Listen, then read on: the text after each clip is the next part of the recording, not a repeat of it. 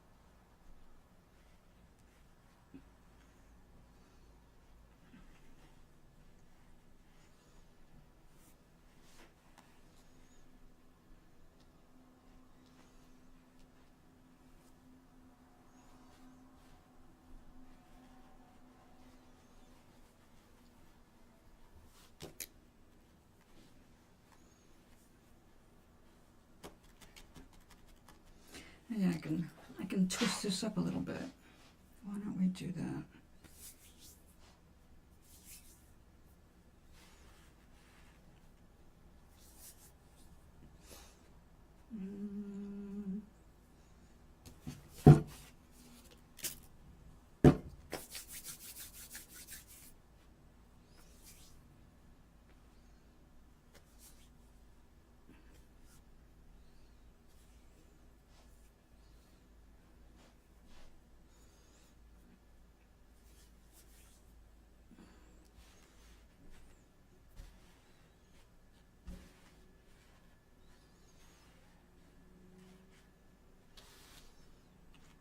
Okay.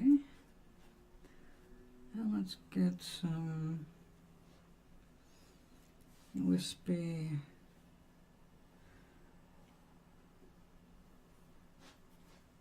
blue in there in the background.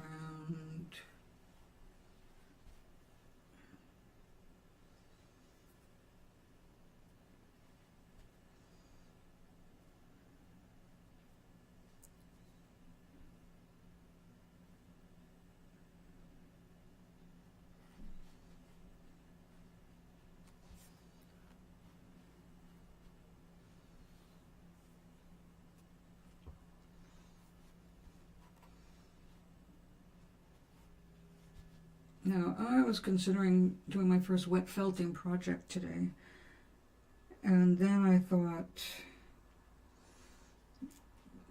I can't find one of the tools that I want to use in doing that, so maybe I will just wait a little longer and see what comes in the mail,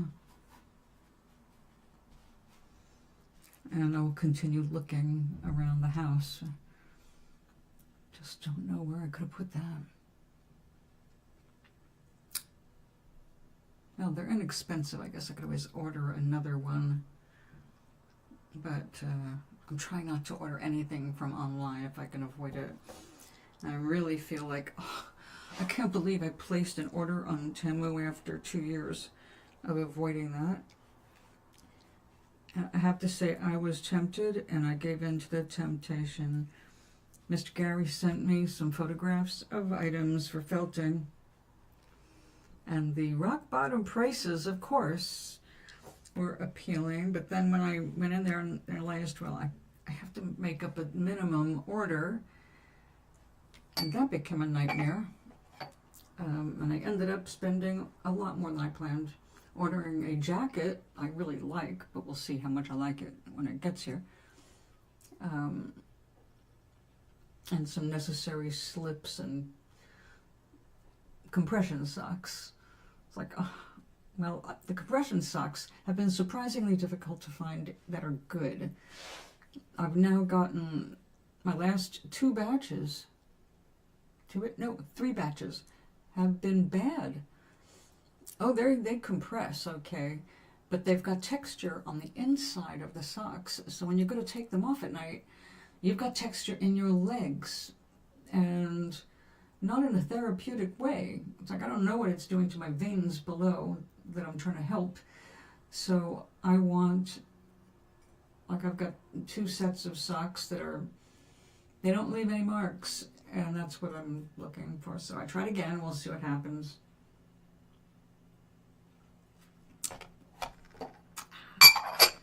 Today is hot cocoa with mint, peppermint. I just, well, hello there. How are you?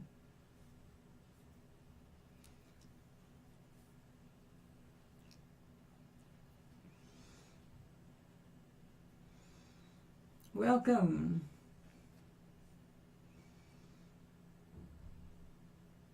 Is this Meg Tart?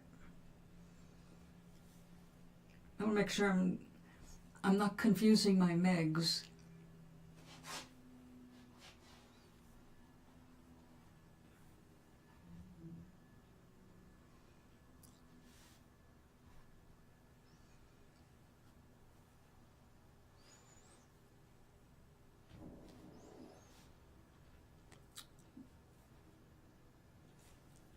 I guess I should get some of this battened down just so it stays.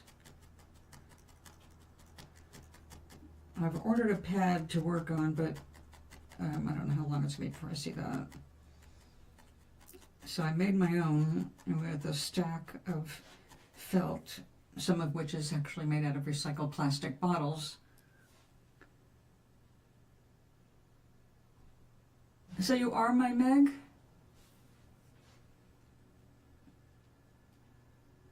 Meg Tart or a different Meg?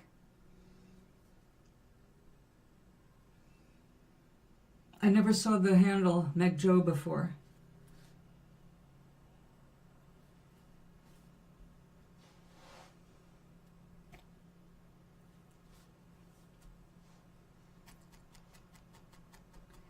Gloria is going to be 99 years old next month. She is in a nursing home now. And I'm not giving her a picture a day anymore because I have to mail everything. But nobody's visiting her except her daughter once a week. She's alone in this nursing home, surrounded by people who are mentally worse off than she is, but she is really deaf and can't see well either. She's stuck in bed a lot now. You are Meg Tart. Okay. Oh, I didn't realize that. How are you doing? I've been more concerned about you. I've been playing Scrabble with Josh. Slow motion, both of us. Well, I play once a day, but sometimes it takes him a little longer. I don't care. I just go there twice a day to play whoever is there.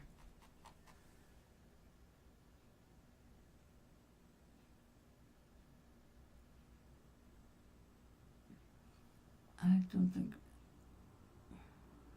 Oh, don't worry about it. It doesn't have to, as long as I know who you are now. So I know who I'm speaking with. My friend and collector of my art.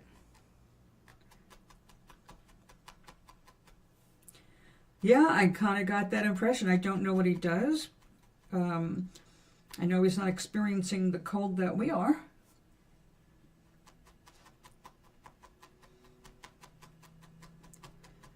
I don't know if that's a good thing right now, with all of the heat waves getting ready to hit. Heat on one side of the country, snow on the other. We're expecting some snow tonight. Well, since I've seen you, you know I'm working on book 3, and I need to catch up and find out how you're doing with your writing. And in doing so, of course, you know, when you write, how things change. And one of the things I really love about the Nomara stories is people introduce themselves to me. It's like, hi, I want to be in your story. And I'm like, okay, you fit somehow. And then this whole storyline tumbles in with them. Well, anyway, I got this guy in England who's going to get transported to Gazebo, the magic shielded island on Nomaris. He won't be able to speak the language, but because he knows English, the original people on that were brought to the Gazebo Island they were actually humans that were, well, one human in particular was kidnapped, or actually they fell in love. A wizard from Nomaris, using the portal he was forbidden to use, went to Earth, fell in love with somebody, and they ended up coming back, and he created an island for her, essentially, which is Gazebo, which figures into the story later. So we answer, how did Gazebo start? Oh no. Oh, you definitely need to invest.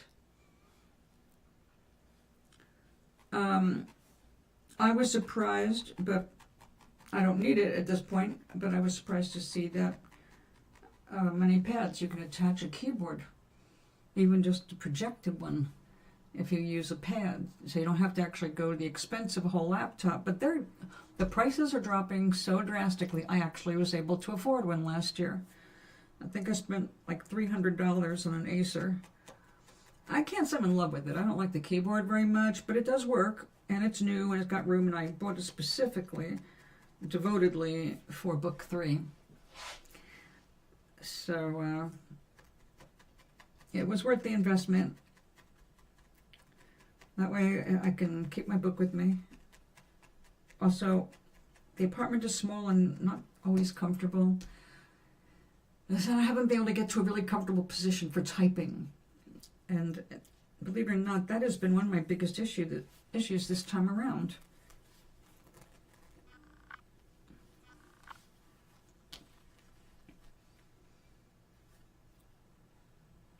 And I totally get that, because that's how I ended up with the computer in the first place. I went through working on my first story. That's why it took 26 years. It didn't take 26 years to write the whole story. It took 26 years to get published from the beginning of the story. But for years, they kept changing things. I wore out typewriters, and they got expensive to replace, and I ended up with a computer, because that's what I really wanted, was something I could change the text on the screen without having to print everything out. Every time I wanted to look at something and make a correction. You can't submit anything to the Copyright Office that has whiteout. You know, it has to be perfect. So the computer is perfect to answer to that.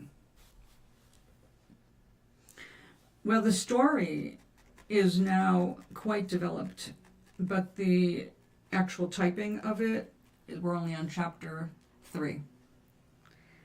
I had a real hard time with chapter 1 because I wanted it to be short and mysterious, to be the opening, draw you in.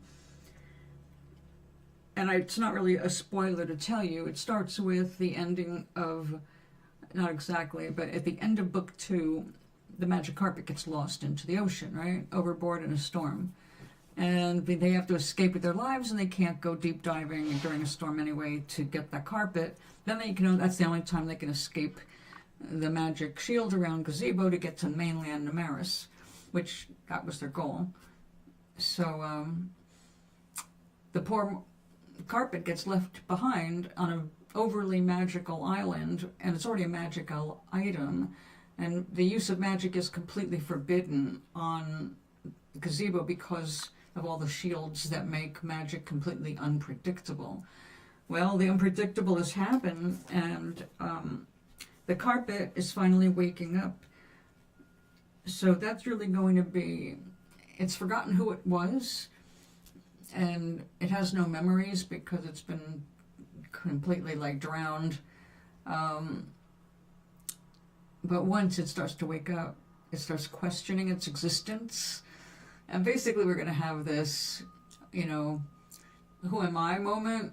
What am I? And it is that the carpet gains over a bunch of events. It gains a kind of a sentience that's more than it had before, even though it was aware of things and reacted. So yeah, I'm really excited. The first book starts off with the conquering of Nomaris by the Skargans, who install trade routes and basically take all the resources they can and leave pollution, and then the cold ones help wipe them out. But the cold ones don't care about anybody or anything on Nomaris. It's looking specifically for the lost throne, which is at that point underground and undetectable by them and anybody else until Sinthargus finds it and starts the story going in book 1. So yeah, everything comes full circle. So we go back to Skarga, where we learn more about their species, and because of a certain event happening to one, basically they're born or they're hatched newts. They're not male or female until acted upon by their environment. Well, one wakes up and finds out it's a female and immediately freaks out because it's a loss of power. So we do the sex role reversal bit, and then she ends up on Cassibra with the human who thinks she's the devil because she's red and leathery and looks kind of like an upright alligator. Gary!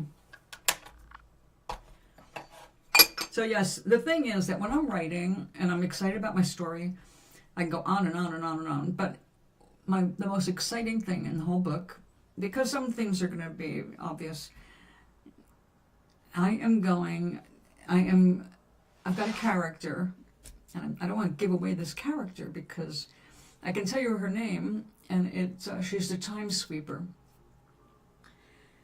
And she is going to help illustrate our futures, how we create our futures, what's available with every step.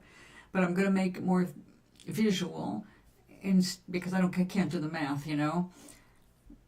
So I'm psyched about that. It was definitely inspired. It's like, this is it. This is it. So yeah. Gary, Meg, Gary, you know each other.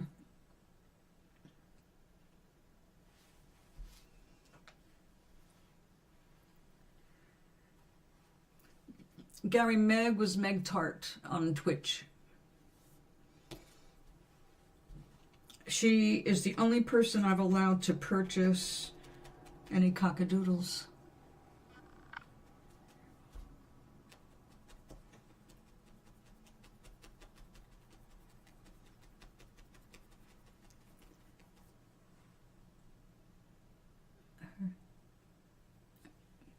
Her name is Mary Frances. Who is Mary Frances?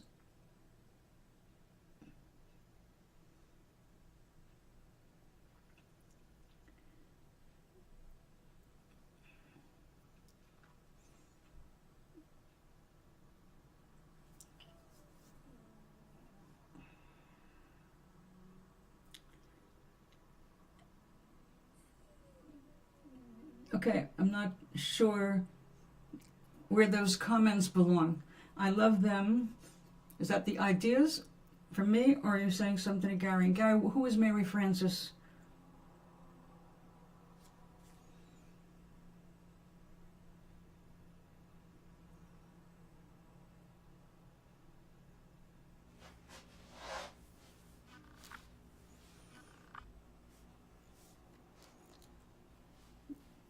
Well, the different names. feels like I'm almost touching the table. It's hard to tell. I may have to thicken this up. Make sure it's not adhering.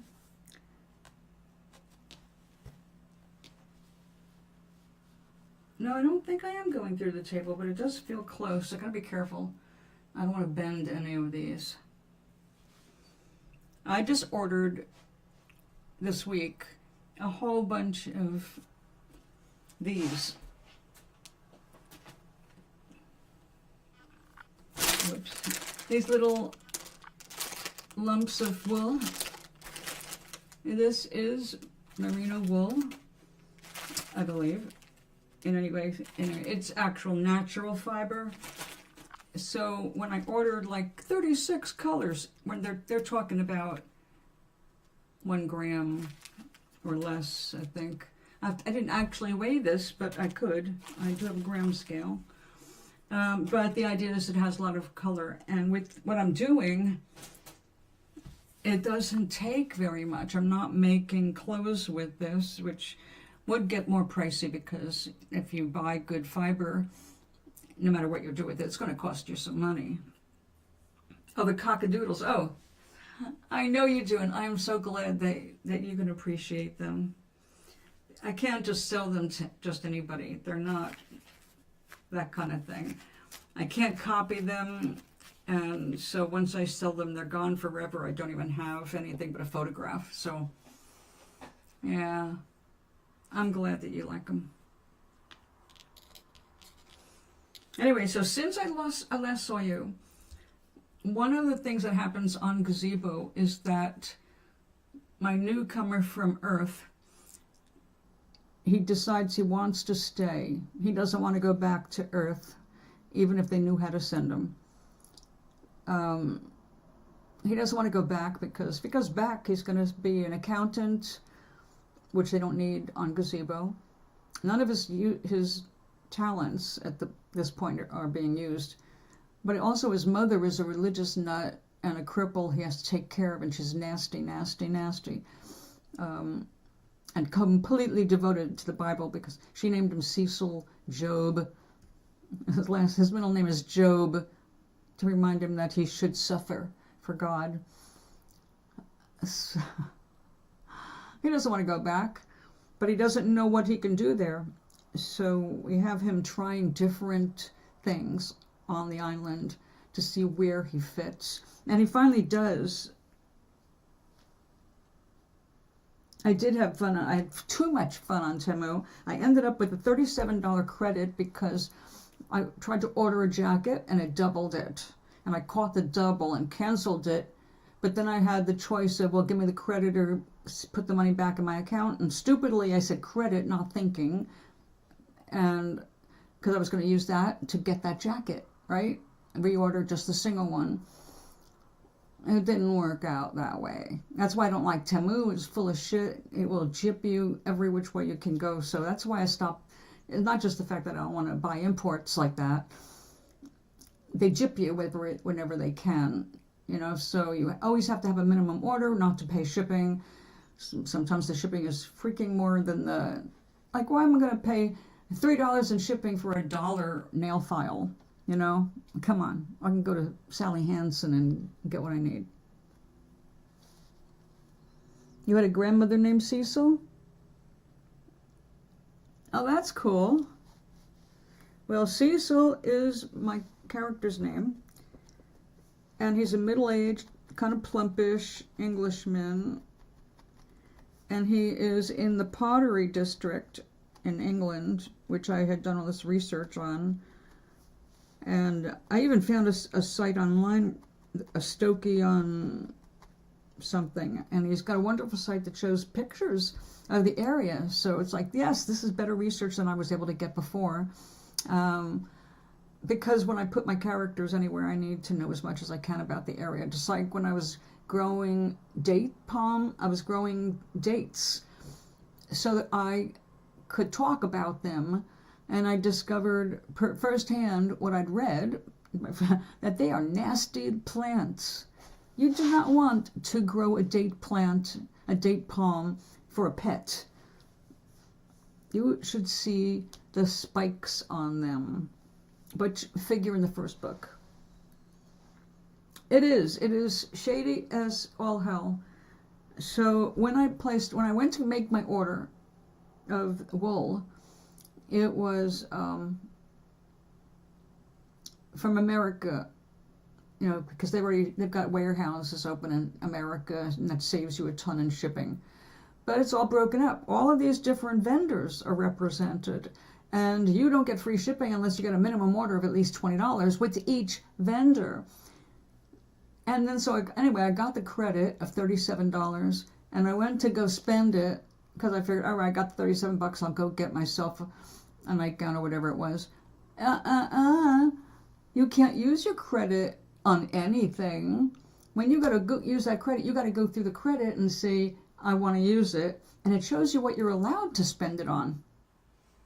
So in the future, if you need a refund, just wait a few days and have it put back in your bank account, or you will be on the losing end. Well, that's really good. Again, whatever you order comes from a different vendor. So if your vendor said, okay, no charge on those, your $2 nose pads probably cost them a nickel. All right? They made a good profit, so they didn't have to charge you. Also, those don't weigh anything, minimum. So, yeah, they can look like they're big spenders. How much did you pay for your Barbie dolls? I mean, your Ken dolls.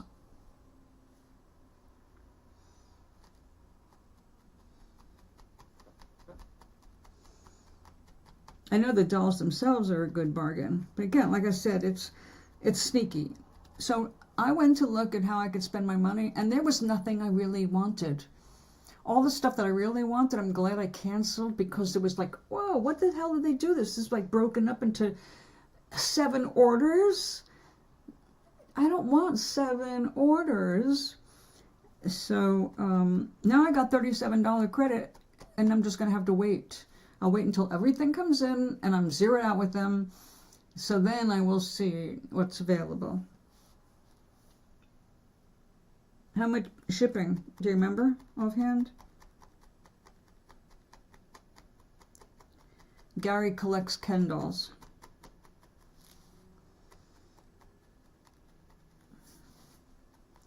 Oh, if you're wondering what the hell I'm doing, I wanted to make a butterfly for Gloria. She's the butterfly lady.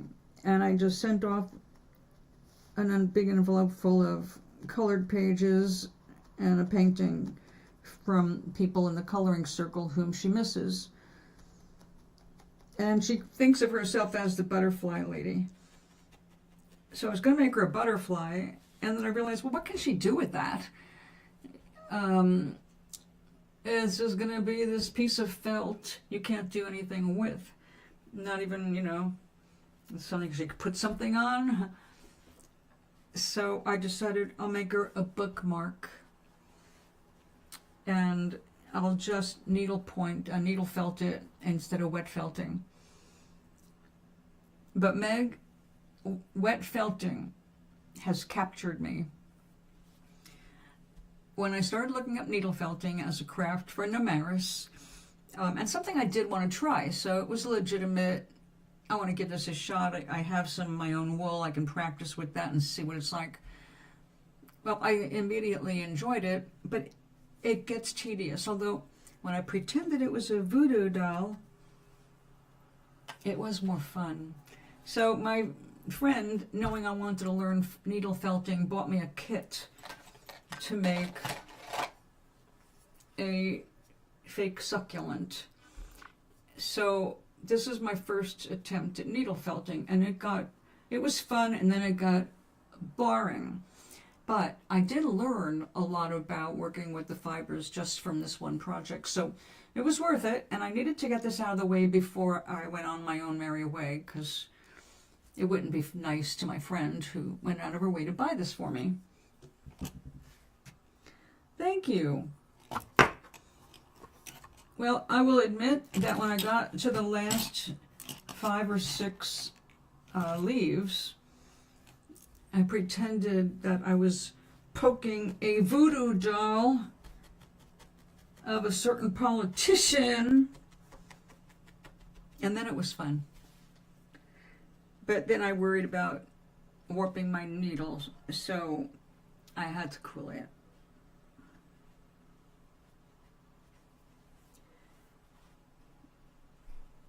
But in looking up more about needle felting,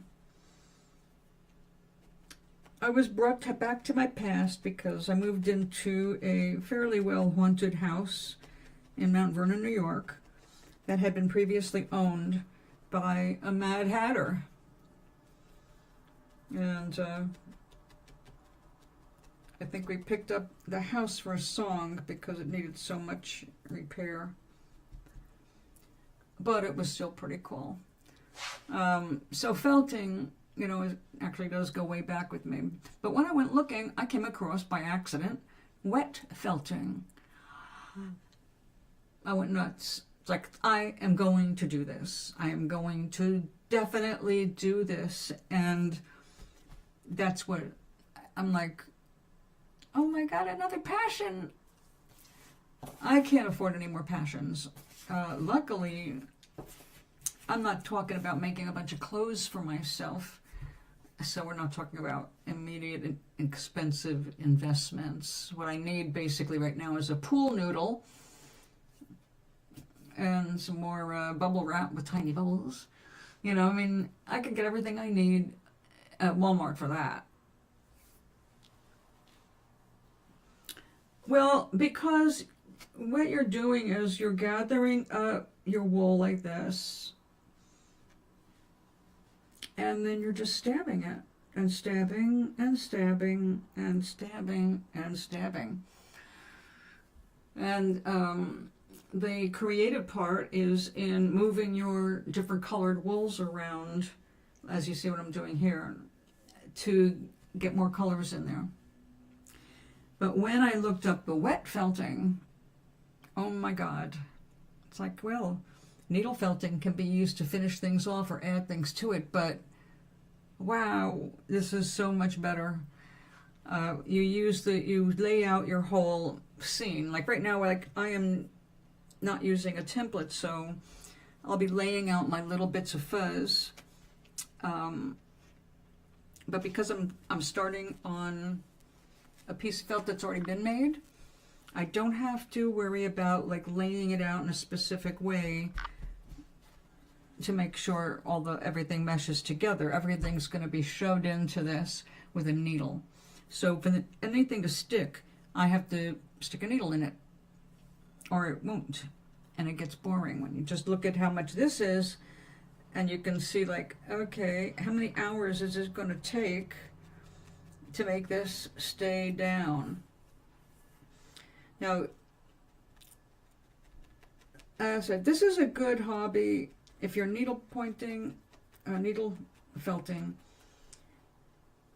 You can actually sit around and talk to people when you're doing this. The wet felting takes a bit more focus. You can talk during certain periods, and then some parts again are, well, if this was wet felting, when I got everything laid out, one of the things I would have to do, aside from spend quite a bit of time rubbing it with soapy water to get everything to line and mesh together, I would also have to roll it up like on a rolling pin or a pool noodle, and you just agitate it to speed it up. But when I say agitate it, it's like 100 agitations in one way, and then you unroll it, and then 100 agitations in another, and another. Okay, so like 400 agitations for one small piece. But when I started looking at what you could do with wet felting, it so tickles my artistic, my desire to create.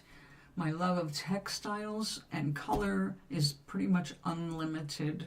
I mean, they dye the wool in every color they can come up with, so,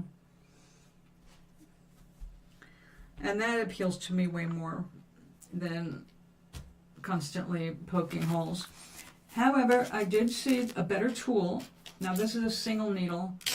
I did order it, and then I had to cancel it, but I think I ordered again a multiple head. It's got 3 needles in it instead of just one. Because obviously when you're covering more ground, you want something that works up a little faster than a single needle going in and out of the same piece of wool.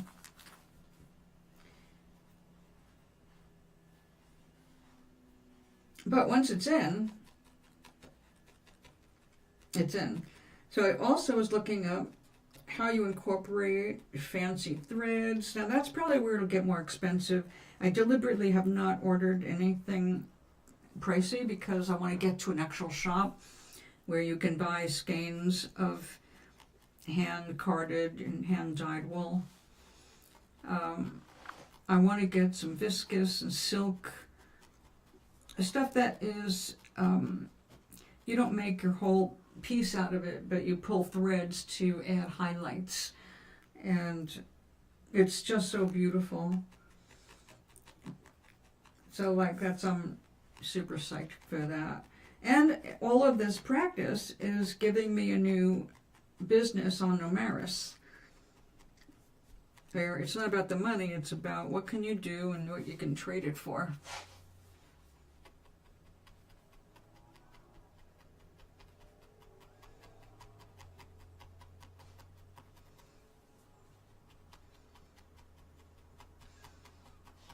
Now we got to get you back on track with your writing. A crappy piece of machinery should never be the problem. Although I understand not turning to handwriting if you don't want to, because you do then have to transcribe it to something mechanical.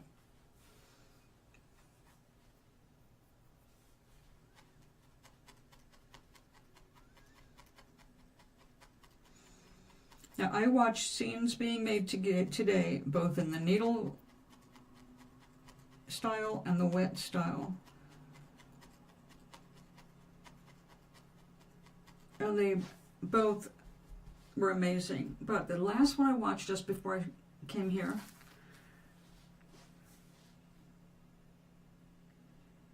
yes, it is.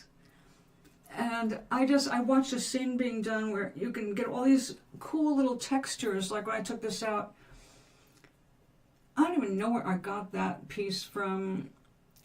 But it's gold. It's an orange gold and purple, and one of these, I'm going to guess the orange gold, isn't wool. This is more like viscose, and it's got a sheen to it that my other stuff doesn't have. But you can just take little bits of these things, and when you're wet felting too, they become part of your scenery. And I watched this woman do a cornfield with flowers, and it was so pretty, and the sky was, yeah, she just did a great job. And it was just, you stand there, you just pull out, well, sit there, and you just pull out, it doesn't take much. A little thread here, and all these accents, and suddenly you've got an 8x10 beautiful piece of art. You can make a whole bunch of them, and then you can basically turn that into a patchwork scarf, or a blanket, or cover for your bed, or whatever you want to make out of it. I saw a technique that was really cool, using paper tape between layers of the felt, so that wherever the tape wasn't, the felt stayed together, and the tape blocked the two sides, two colors, in this case neon pink and green. It kept them from bonding. So when it was all said and done and all the tape was removed and pulled out, when it dried, the tape had made squares, as you can imagine tape, right? They popped up. So like the edges were very dimensional, and it looked like you could peel them right off, except that the rest of the back of it was now part of the layer underneath it. So you got the brilliant color coming through the green, and the green popping off kind of like scales. Oh, of course, Now, I'm not allergic to wool that I know of.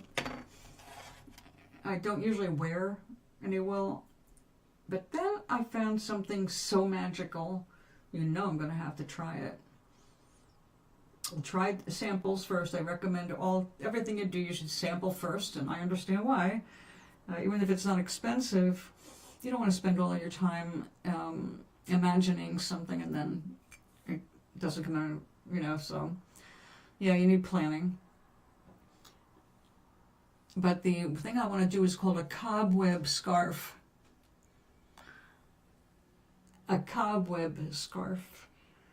And it is felted, but it also can use material and ribbons. And yeah, I was just, yeah, well, I don't know how much room I have here, but the artist that was demonstrating how to make a long scarf showed how to make a long scarf in a small area by using double rolls so that you can unroll and roll and keep everything in one work area. And I still don't know if I really have quite enough room for that, but it's something to aim for, And then I have a piece of material out here which I did show to everybody before because it's a scarf that I love the fiber in it, but I hate wearing it out.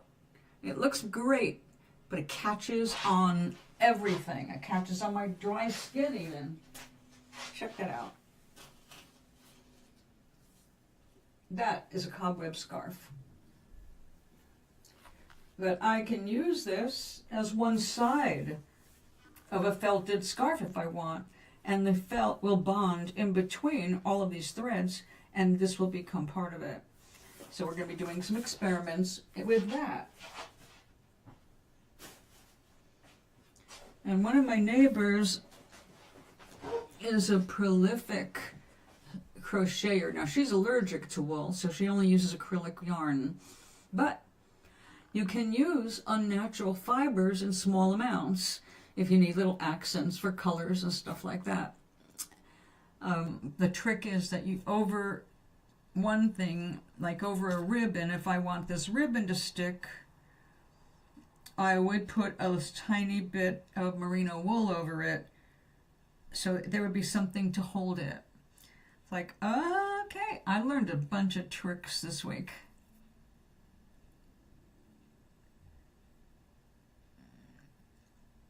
You will love your gift. Aw. Did you just make that up, Gary?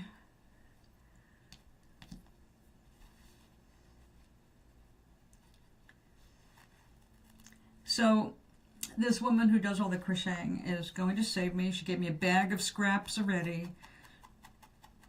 And I told her, she said, oh, I'll have another bag. I said, I don't need a lot. What I really need is just little bits of different colors. I don't need a quantity of anything because artificial fibers won't stick together. They don't work the same way wool fiber works. They won't mesh themselves the same way. But some people are working with some artificial stuff, and I'll learn more about that.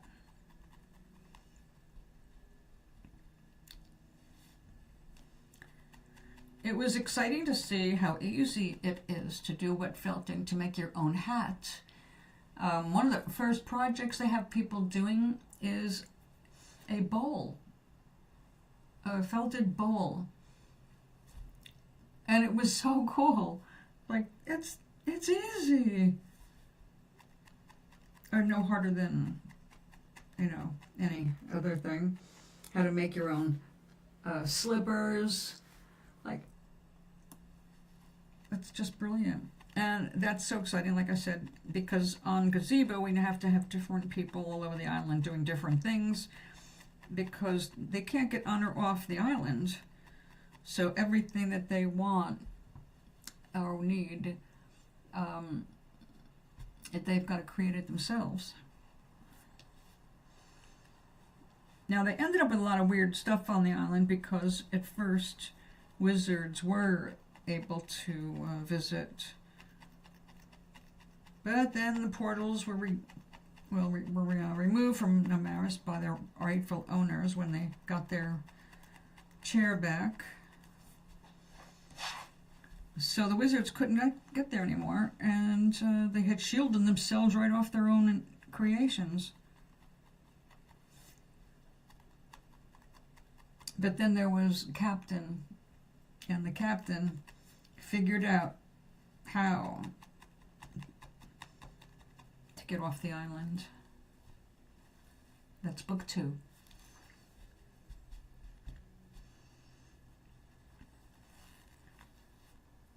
So this story is going to be taking place a little bit on Skarga, a little bit on Earth, mostly Gazebo, and a little bit on mainland Namaris.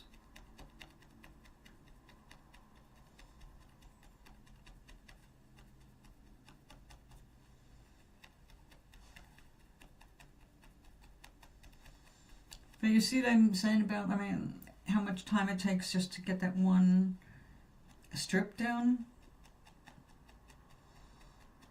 If you had to do a whole jacket, it's a lot of work.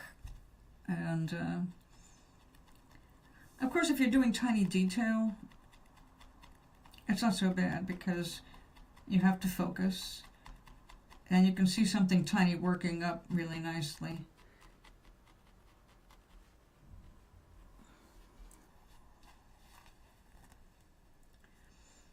Now we can see the green coming through on the other side. See the outline of the vine. That's a good sign.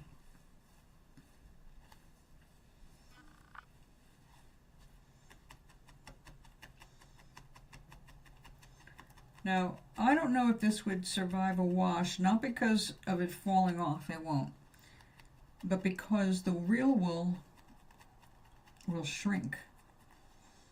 And the backing of this is already as shrunken as it gets. So it might be one of those puckery things if they had to wash this.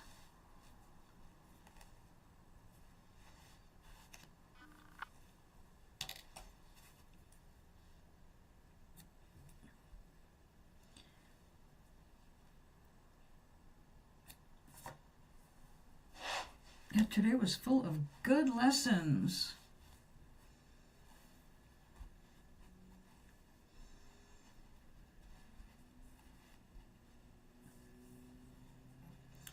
All right, now I want to get, they need to be butterflies, but they need to look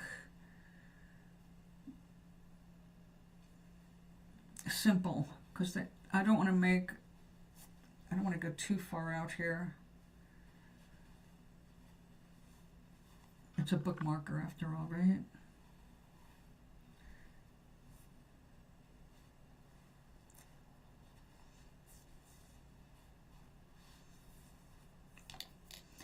Now, I bought this yarn. Actually, I bought 2 skeins of it. I kept one and I donated one to the building for their arts and crafts stuff. I am sorry I didn't keep it, because I haven't seen anything like it since.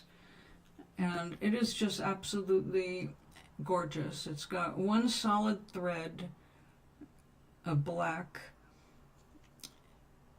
going through the whole thing, and then you've got all of these beautiful rainbow colors with gold or silver, different metals, twisted in to make one sparkly, multicolored yarn. So I don't know what this is going to do if I try to pin this down. I actually wanted to use this in wet felting, which I know would work. Excuse me. Since this does have actual natural fibers, I'm thinking that some of this I can make it stick. But, I think I'm not going to hurt that. We'll save that for the wet felting project. Okay, so we're going to open our first little bag. We're going to see how much actually comes in these little teeny bags. If I can open it. There we go.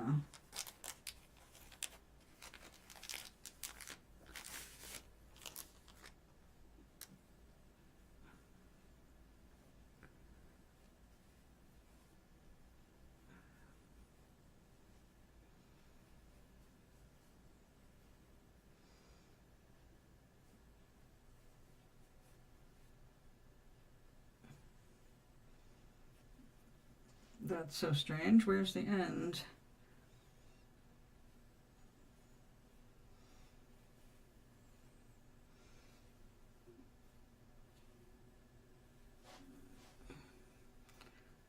Okay, I would say that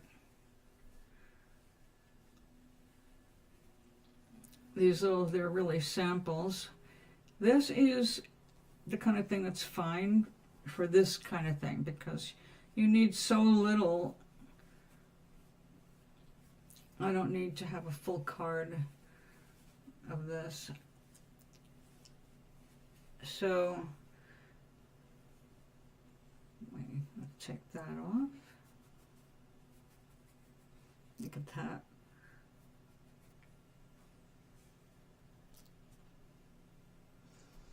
Alright, I am not sticking it back in that little bag. We want these to breathe, loosen up, floof up.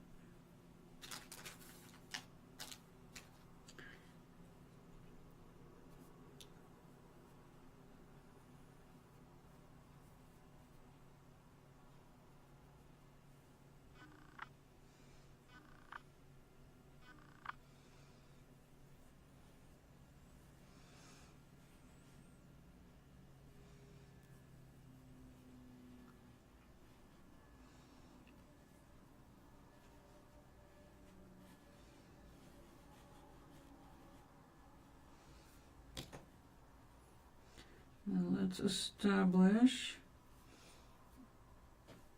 a starting point. Oh yeah, there are leather finger protectors for this craft, with good reason.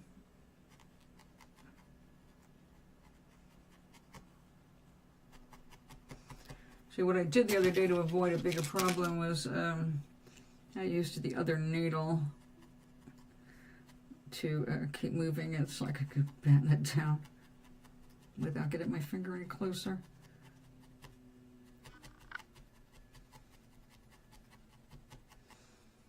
Oh, if I did want to make an actual voodoo, at least I've got the right color yellow.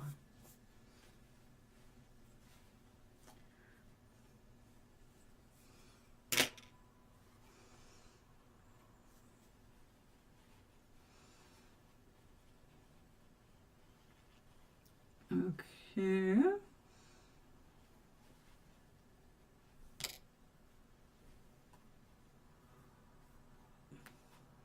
Stay there, Blue. I don't want to wrap you up in that.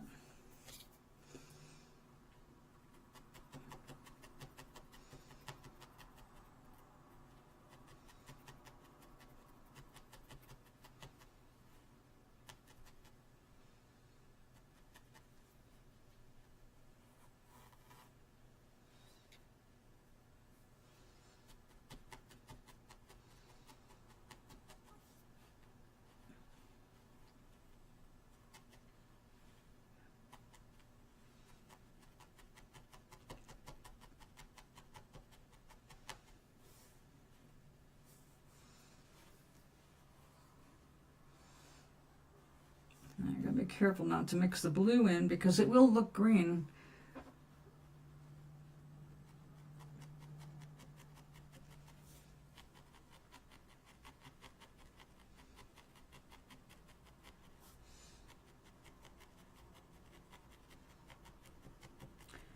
Kind of like, basically you're just chucking fiber into more fiber.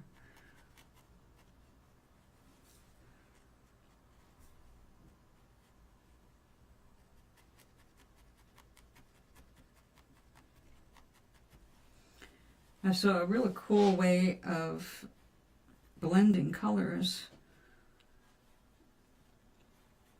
and it was very smart.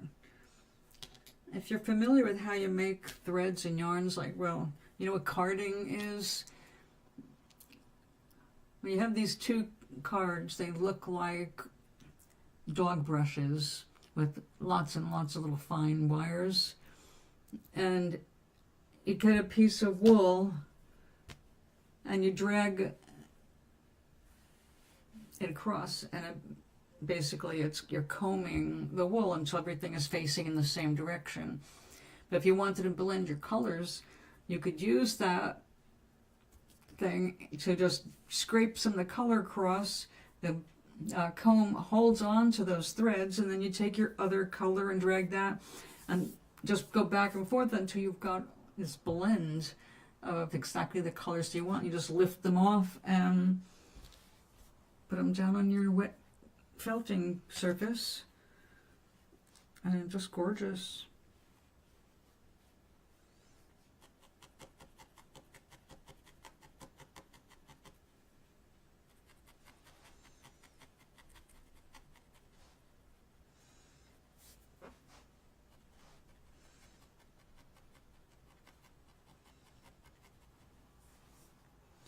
Now, watching this woman work with multiple needles, of course, working in landscape needle felting, it made things happen a lot faster. It still took over an hour to do a little scene. You know, on videos they shorten time, and also for a while I was looking at things at 1.5 times their normal speed. I put the closed captions on. I know what they're saying, but it's not as much what they're saying now as what they're doing that I look for, because I get the gist.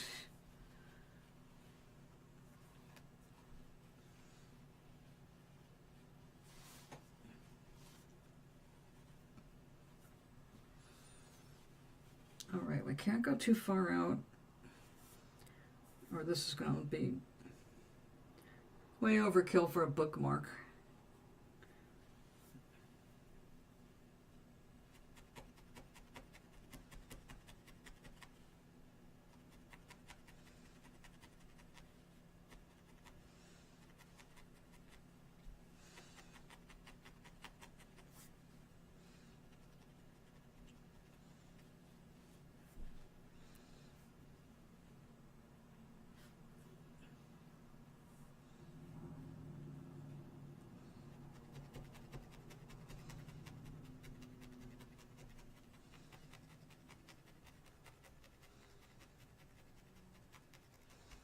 I think that's as far as you should go.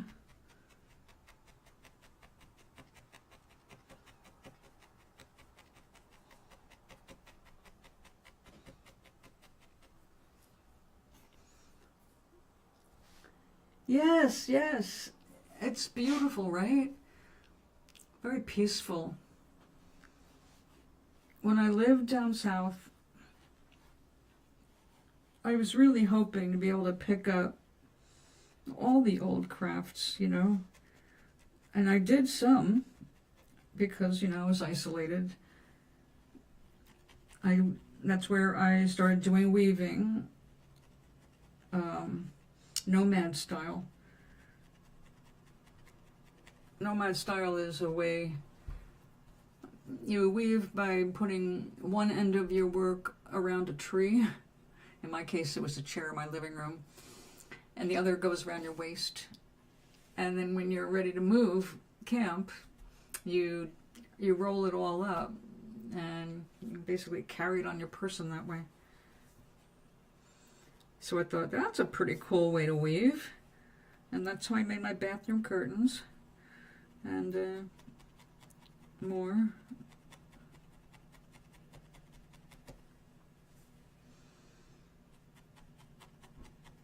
Okay, we're having snow tonight. I don't know how much we're expecting. me see. Somebody sent me a message. Gary sent a photo. Oh, God.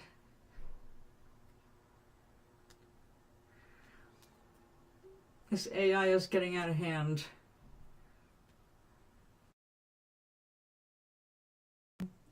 Is that the Year of the Rabbit?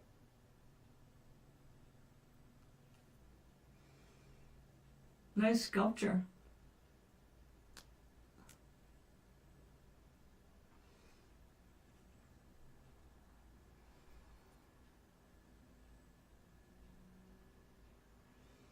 I'm sending you to bed right now. What have you been smoking, buddy? Gary of the corny jokes.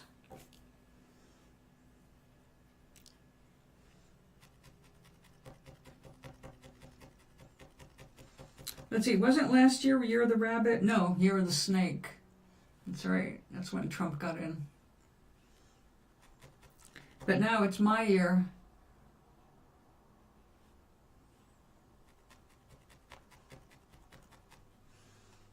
That's right. Watch out for the golden horse.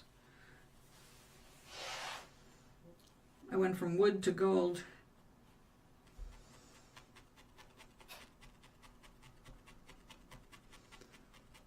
So this week, I mean, I'm being lazy in a sense, just sitting here with you guys, because today was pesticide day. Boric acid powder. I have a half a pound of it under my kitchen sink. I never have bugs that I have to be concerned about. And then Thursday, we're having HUD inspections. It's like, so it's, I mean, it was already supposed to be cleaning every day of something, but I want to make sure the floors are washed and, you know, stuff that I did not want to get done today because I was expecting people in and out. Grocery delivery, you know, on wheels. And people walking in to do the inspectors, you know, underneath all the cabinets for bugs. So tomorrow will be laundry, recycling, and most likely floor washing.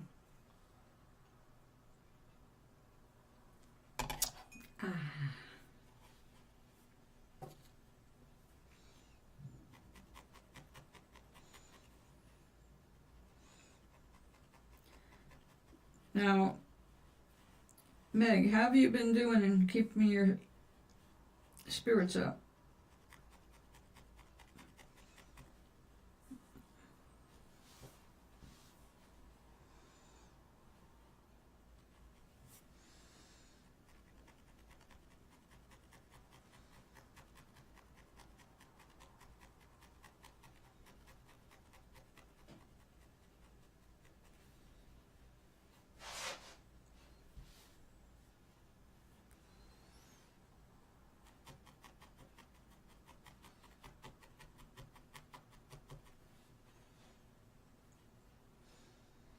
I'm reminding people that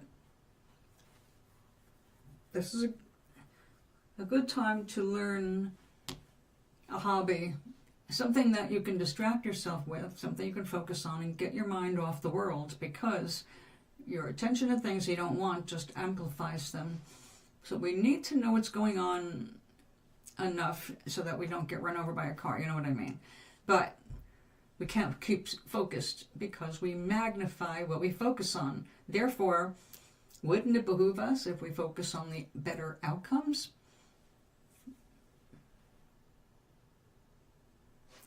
Yep, that's it. That's what I'm saying. It's not as, what you're saying is not as real as it feels right now. And things are shifting toward the better. It's just that it's not obvious yet, but it will become more obvious.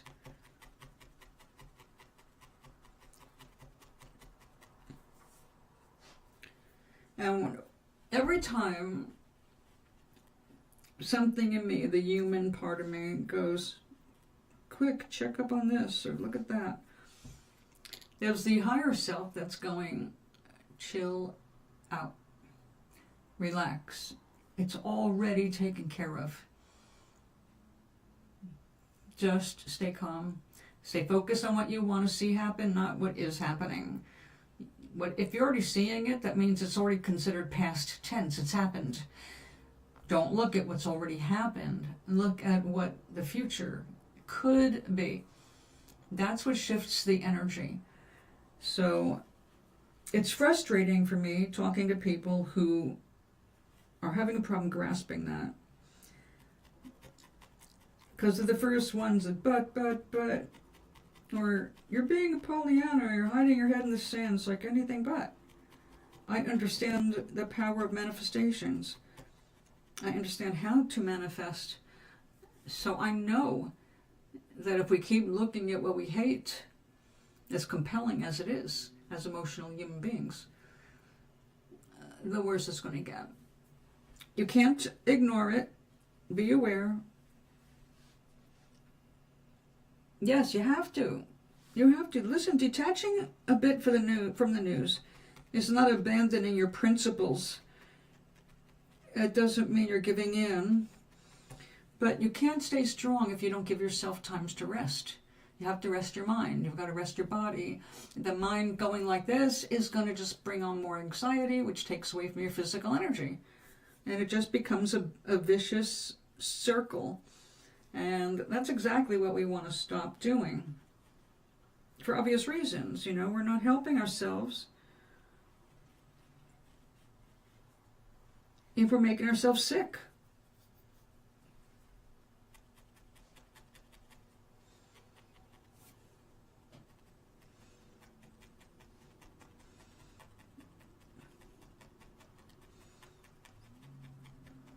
But where I stand, everybody around here knows exactly where I stand. We had a Trump voter. Before he voted for Trump, and when he said he was going to vote for Trump, I gave him a rash and a shit. I was actually fairly polite, although I did say something was fucked up. But I heard him defending Trump, I don't know, a few months ago. It's like, I wonder if he is now. But also that went around the building, we all know where he stands. Also going around the building is how I feel about Nazis and anybody who supports Trump. So the other day, I got on the elevator and I actually got off on the wrong floor. Oh, no, I had to go around, and I went down the stairs and then went around the floor to get the elevator. And he was getting ready to get on the elevator, and he ran. He did not go near the elevator until I was gone. It's like, yes, I'm not the one running. Let them run.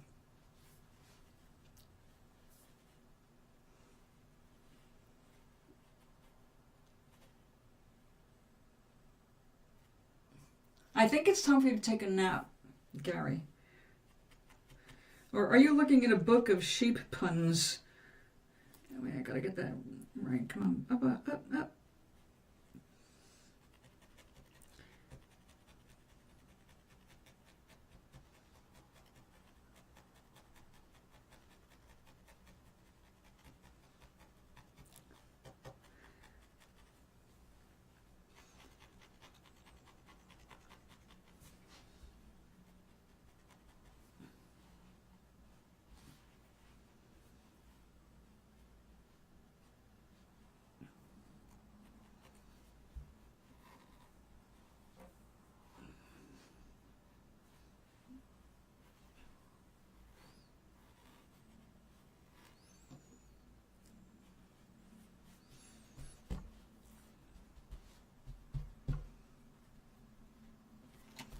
This is where, Meg, being able to express yourself artistically or literarily,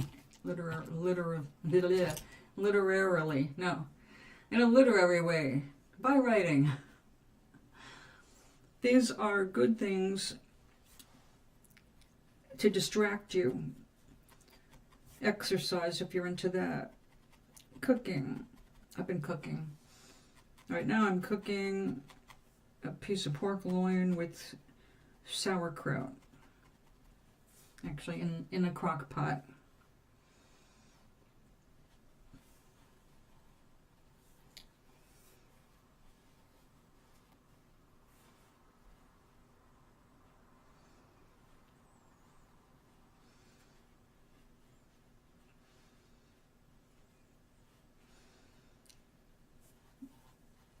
Now, we have bingo twice a month.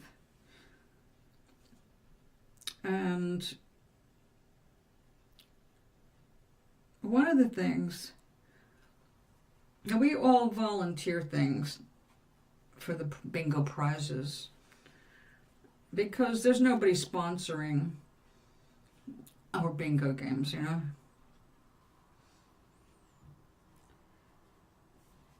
But if you saw what was being given away yesterday, you would have gone, huh? I think we have too many people here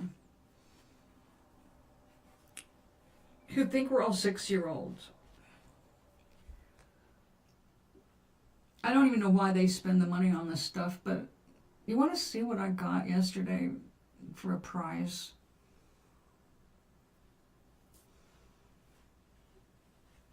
And I know this is a good person that did this, but you got to see it. Because everybody there, okay? There isn't anybody playing bingo that's under 55.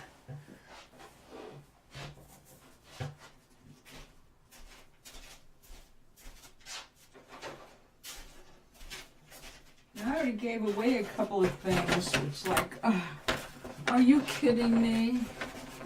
First of all, you know, I hate milk chocolate. Well, for some reason, that's all she ever gets is milk chocolate. Now, that at least is cute. I know who to give it to. We also have, traditional, silly. Yes, this was bingo. Bingo for adults.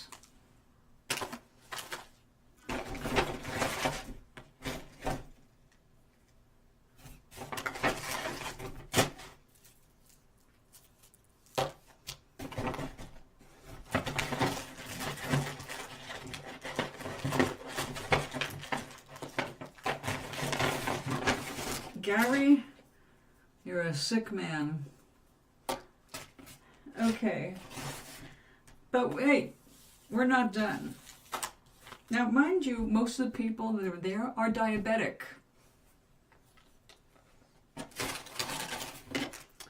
I got a plastic unicorn. I got a completely unplayable and useless paddle. A maze game.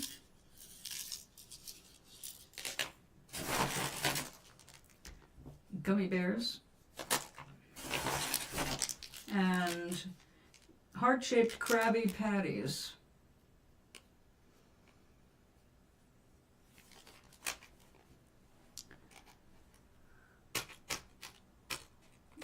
Okay, so this was all what two adult women in their 60s, late 60s. Actually, one of them is older than me. She's in her 70s.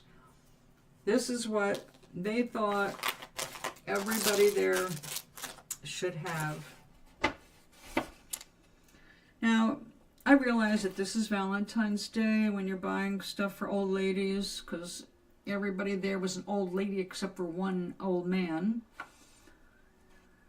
You're limited in what you can get.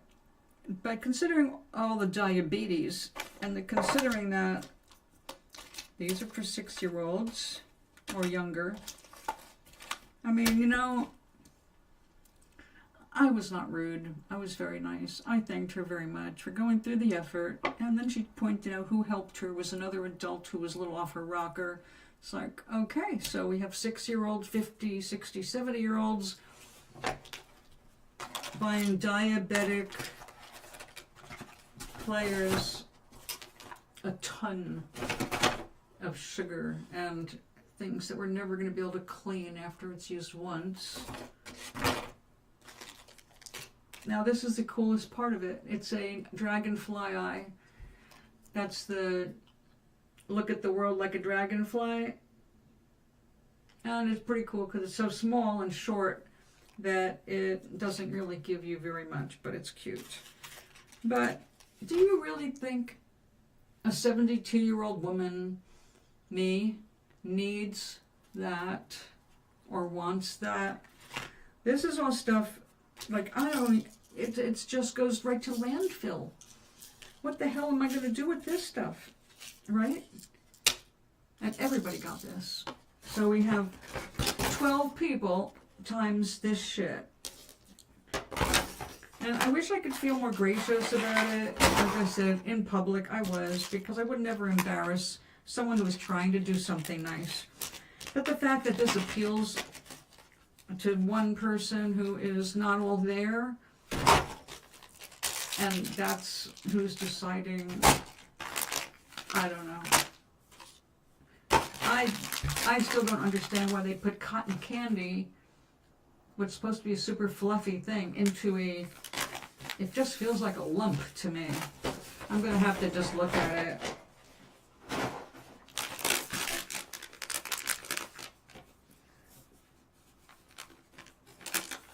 Exactly my thinking.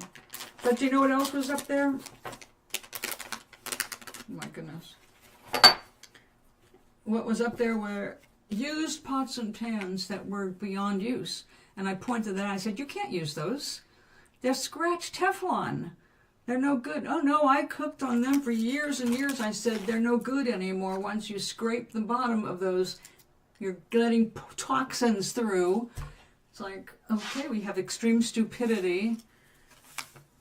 Okay, so we have extreme cotton candy. This is nothing like what... Really? Alright, well, I have to try it.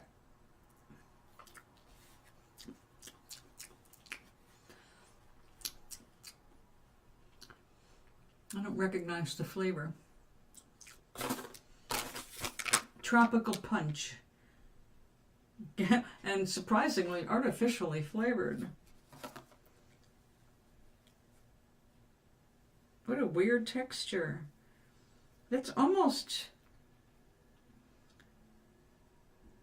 This makes me think of insulation.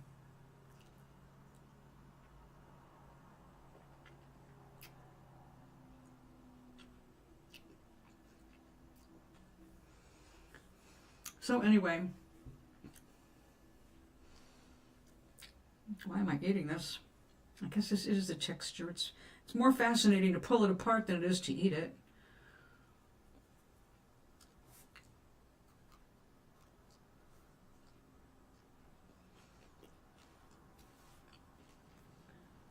Well,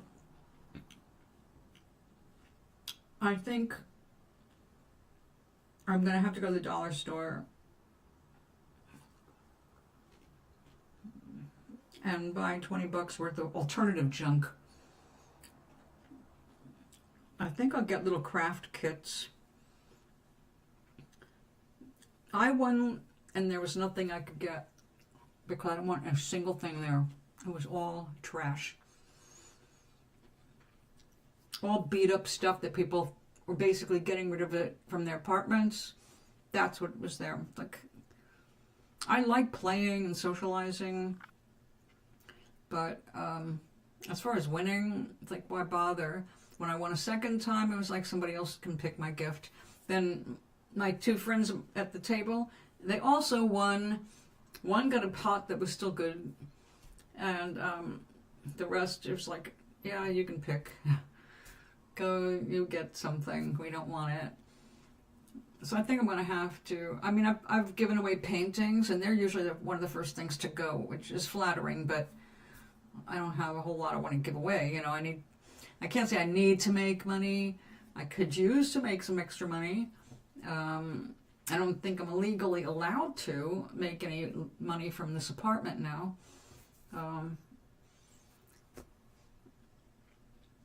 But I don't know if I have anything left to give at the moment. I know we're not going to eat this. I am going to go in the kitchen and throw this away in the kitchen trash, since I just changed the bag here.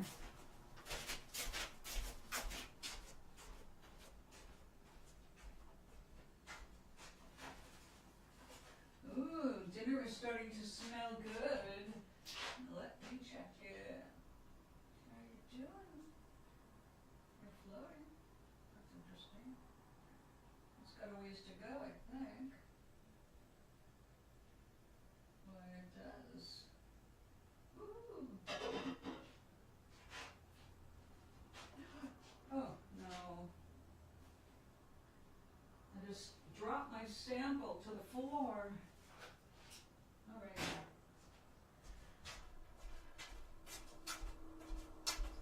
Well, now I'm really glad that I did not wash the floors today, because I went to check my meat and I took a little piece off with the tongs and on the floor. So we'll come back to that. So yeah, I've got to come up with some stuff to give away there. It's just, I can't really afford anything more than the dollar store. Actually, I shouldn't be doing that at all, but I think I could probably part with a 20 this week, or next week rather. Anything is better than this stuff.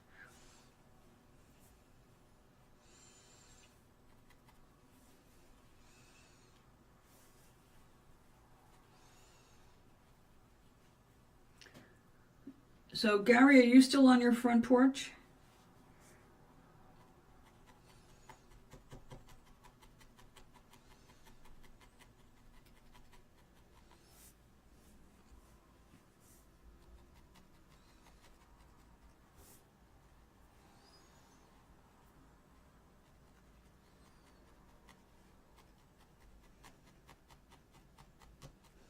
On the front porch. And Meg, are you off or just between flights?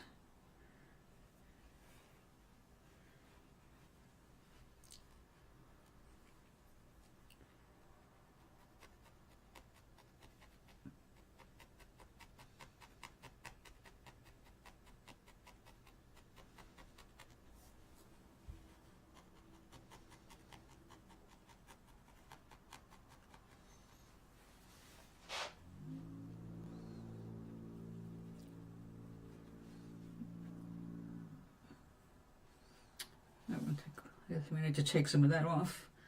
Come back here, Blue. That I might shove in here.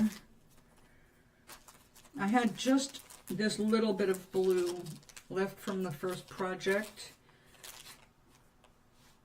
and I wanted to add something here, but it's great now. It's getting in my way. I'm off today building a shelf. All right. What kind? I mean, what for? Kitchen, living room, bathroom?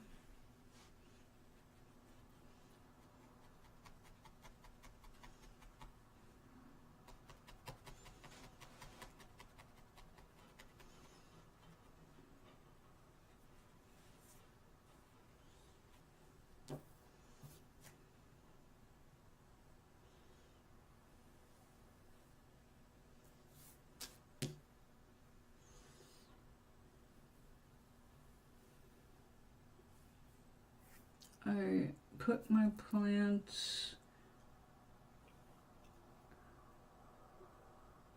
two. What's it? I know that you're getting warm right now, so that's great. Ferns are getting warm. I gave up building my temple. What do you mean you gave up building it a few weeks ago? You didn't successfully do it?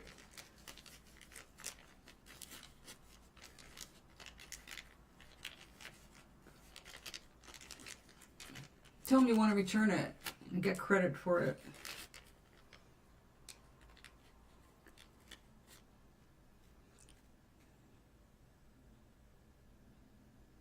Oh no. Oh no, that's terrible. We lost a major storage shelf here. HUD changed their rules, and we can't have anything within 18 inches of a sprinkler. Well, everybody has a sprinkler in their front closet, which is next to the front door. It's our biggest closet, and losing that one, they just took the shelf out.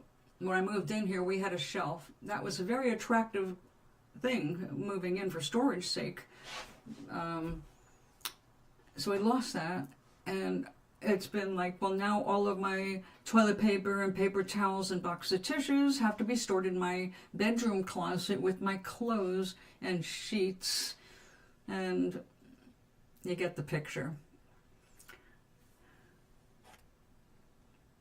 You've had it for 2 years.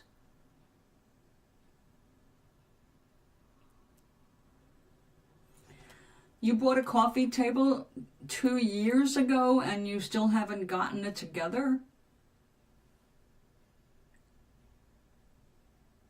Yeah, you can't return it anymore.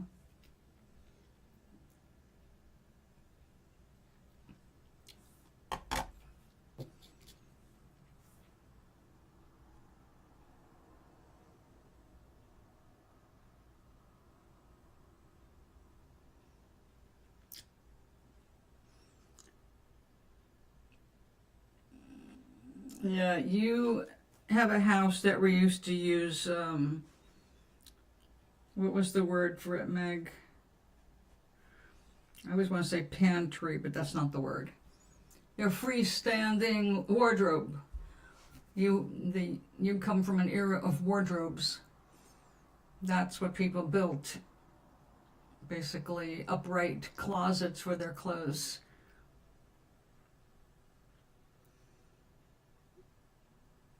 Aloha. You do what? Buy things and then don't get them together? Waste the money? Don't return them? Burn yourself? Or are you referring to something else?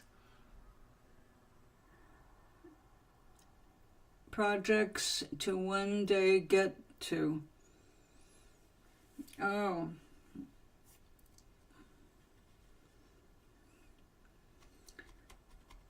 Yeah, that's a bad habit.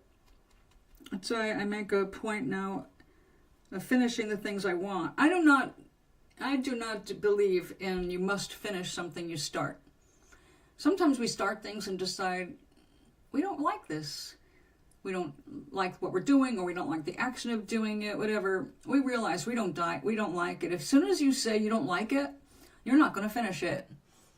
And, I grew up with that. You have to finish what you start. But it's wrong. Not everything needs to be finished that you started, because that's how we learn whether we like something or not. If it's really bothering you, don't leave it around. Every time you look at it, you get worse self-esteem because you didn't finish it. And your subconscious mind is always aware that you did not finish it, and then it starts to degenerate in your brain. So it becomes your fuck up. That's why you need to, if you're going to finish it, get it done. Or put it where you're going to at least work on it. Like, I love weaving, but I don't weave all year. I usually reserve weaving for, when I have the space, blah, blah, blah. But I'm not going to give it up, so I'm not going to throw away my looms. I'm not going to throw my supplies away. But I know it doesn't, like right now, that painting is going to get done. I will finish it. It's not going in the garbage. But, even like books. I used to feel guilty if I didn't finish a book. I couldn't not finish a book. But then I started reading so much. It's like, this book sucks. Why am I making myself read the whole book? I don't like it. And so I learned to be able to put it down, not care how it ends, and move on so I don't have that eating away at my self-esteem.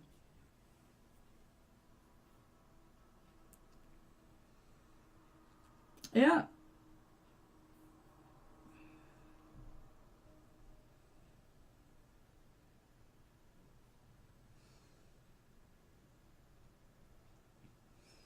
So you have to put a wardrobe in your bedroom.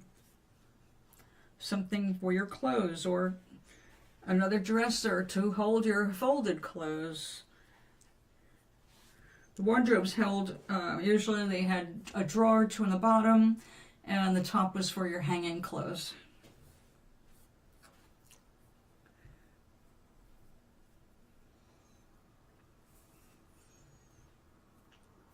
Yeah, you should know when you get something. If you know you're going to put it off, then fine. But you should at least check it out, make sure it works, that all the parts are there, because of those windows closing. And then none of us in this room right now can afford to waste money like that, especially now. Because what you have in the bank right now may be all you have in the bank right now for the next year, depending what's going on. We're going into recession right now. So, yeah, some things are going to be a little bit harder than they were last year. We don't want to waste anything. Don't waste your money, and don't waste your time. Your money is not a small thing, especially when you wish that you win the lottery because you're so poor. So you can't live in that dichotomy, because your brain knows it. Even if you are able to push it aside, your subconscious mind doesn't forget. Your subconscious mind is your track keeper. It keeps a track of everything, and it doesn't judge. So it can't decide if something is small or large. It's just going to keep all that piling up. That's a good thing. I'm glad you got your tooth filled. That's taking care of yourself. That's basic bottom health. So that's not a waste of money. I'm saying that if you buy something and you don't see if you're going to actually go through with it, and you purchased before you thought it through, you are going to be stuck with that financial loss. And unless you can afford it, you're doing what poor people do. You're doing what people do to keep themselves poor. Rich people don't do that. That's why they're rich. Okay? They watch every damn penny. Where we just I don't want to think about it. It's not important. They don't see anything like that. You do not see rich people buying Starbucks coffee every day. They make their own coffee or have somebody make it for them, but they pay a fraction of what we pay if we drink our coffee out. They're the ones getting rich from us buying coffee out. You see what I'm saying? It's the poor who keep themselves poor when it comes to some things. We are totally out of control in terms of the rich dictating what we get a hold of, but when it comes to some things like that, those are self-inflicted wounds. All right, so we can't bitch about not having money when we can look in the corner and say, wow, I got $1,000 worth of crap I never did anything with. It's added up. I neglected it. I didn't return it. I didn't get my money back. Yada, yada, yada. And these are how people stay poor, by not keeping track of their pennies. My father used to tell me, and my father was right about a lot of things, but he was wrong about other things. But one thing he did say to me that always stayed with me was, if I ask you how much money you have in your pocket, you should know.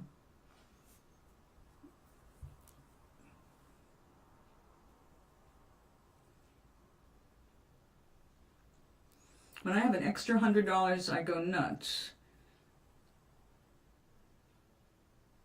I don't know what you mean.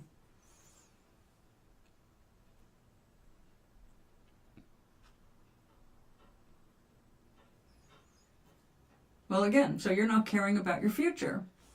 You're not preparing for the future. Yes, it's true. You don't know everything happened, but you predict your own future.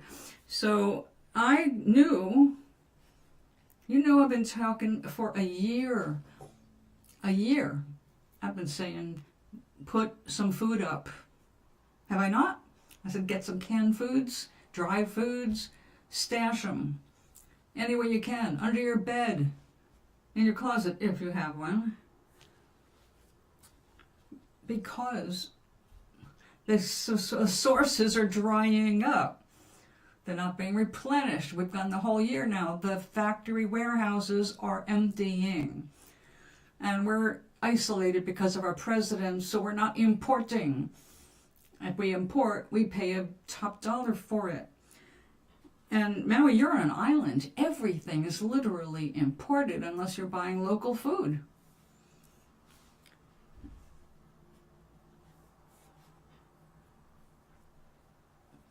But that is a poverty mindset. Well, look it up online and see if it's a true expiration or not, just because it said it expired. And that's your fault, okay? Because canned foods do have expiration dates on them, and if you can't read the date and use it before the date, whose fault is that? Okay? And you know, in a stocking situation, you rotate your stock. Well, you're supposed to do that in your cabinets too. Oh, please. You're creating a very dismal future for yourself with that kind of thinking. All right? You're not catching yourself. You don't want to. But when you're ready to, you will. Oh, that's hilarious. I wonder if anybody's actually going to buy a ticket. I think it got number 2, a rating of 2 in Rotten Tomatoes. I've never seen anything that low rated. That is funny.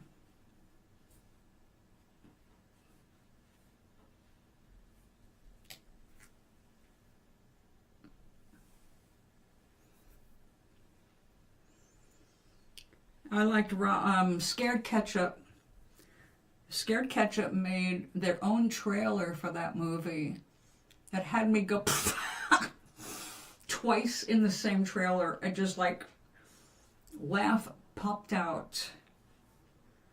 And the Scared Ketchup is a channel here on YouTube, by the way.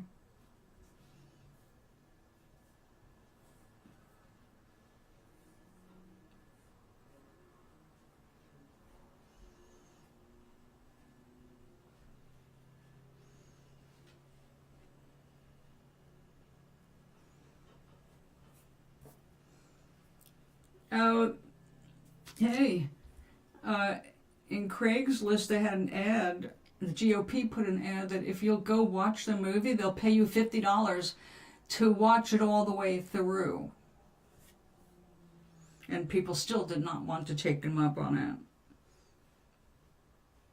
So, who wants to see a vanity piece about, you know, Boris and Natasha? Yeah.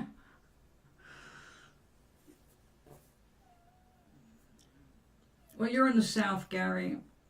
They're hoping you got enough people still into the Trumps to go pay money to see it. But like I said, they've had ads out paying you $50 to watch it. So if you need a boring afternoon, maybe you can make $50. I don't know if they pay you right away, but you know, it's GOP. You may just never get anything.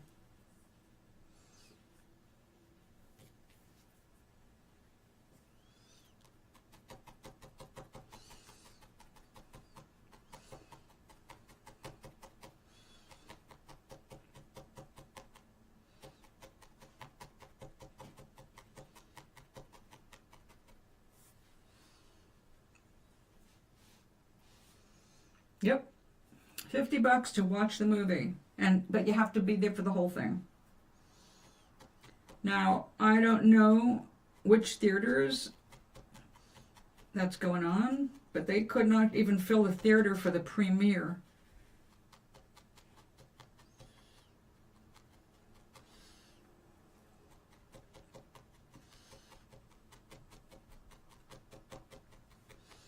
I don't know why she thought she was going to...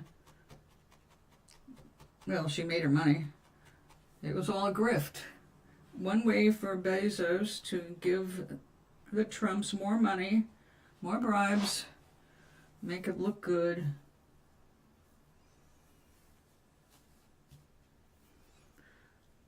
You could hold a gun at my head and I'll never say I'm a Republican.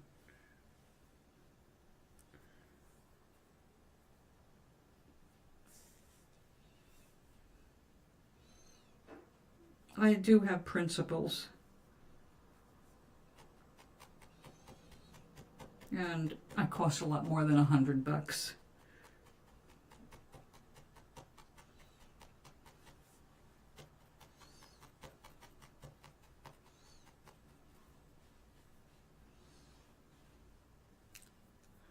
These days, saying you're a Republican is like saying you're a pedophile. It's not a good look.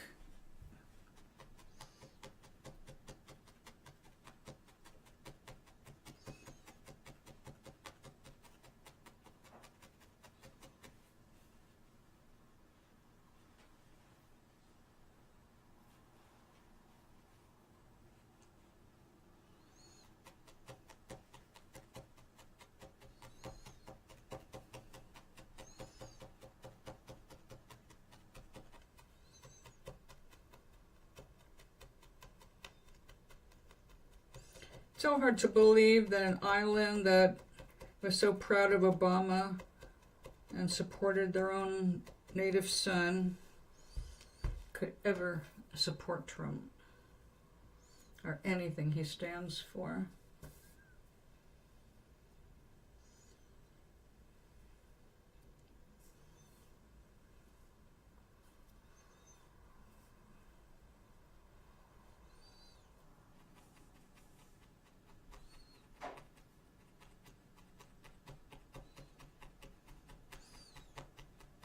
Ooh, dinner is smelling good. I've been wanting to make this meal for a while.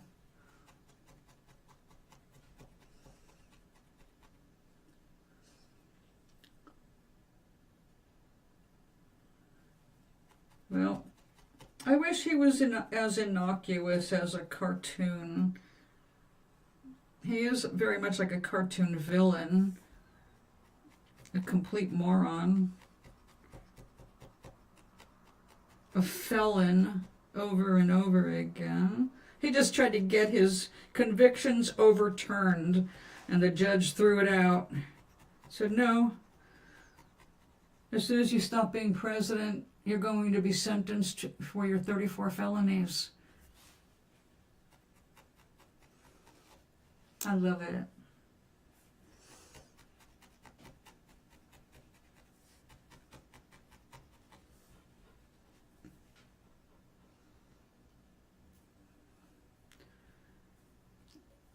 And Maui, it was divided before. The problem we're looking at was able to happen because of racism.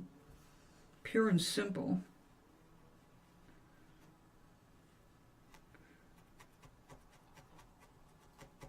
What do you think? The moron doesn't even realize that Minnesota is heavily populated by Norwegian immigrants. And he's out there going, I wish Norway, how come Norway doesn't send us their immigrants? Why always get the ones from the shithole countries like Africa? We know what he's saying. He's saying, why do colored people come here? How come we can't get white people? We had to import 50 poor South African white farmers to get more white people. It's like, no, these people are so nuts, stupid. He won't live to do that. When you're going toward end-stage dementia, your feelings of being so powerful just get way out there.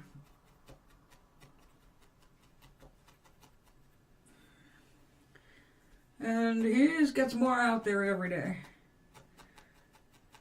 So I do not expect him to be in office by November, where he's threatening to take over our elections. And Steve Bannon is saying ICE is going to surround every polling station in blue states to make sure they don't get an election stolen again. It was never stolen. That was all a setup with Roger Stone and Steve Bannon and Rudy Giuliani, who will eventually, he's already been implicated in the files for the murder of Jeffrey Epstein. So we have a lot of stuff that's going to be coming out, and Spirit says kick back and watch. Don't get so worried about things. Stay focused on keeping your shit together. Make sure that you are supplied for your near future. If you love all people, you're a strange person, Gary. I can love them as spirits, but I don't love everyone. A lot of people are nasty, cruel bastards. They're fucking Nazis, and I hope they die horrible deaths. I'm not going to be the personal cause of those horrible deaths. I do not believe in violence, but I also believe in defending myself, and if I was to be attacked, I would fight to kill, because that's what they would be doing.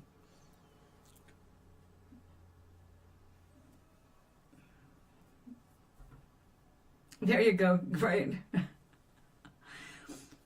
I have judgment. And if you have judgment, you don't love all people. You can accept that they exist and that they're all God's creatures. And that's as far as I can go with some of them. I know that Trump is not going to hell because there is none. He will have to face what he has done here because everybody does. It's not a punishment, though. It's out of complete love and compassion that you are faced with everything. You have to experience the emotion, the feelings of everything that you inflicted on the world. He's going to be busy for decades just feeling the pain that he caused. So you can consider that hell. He will know that.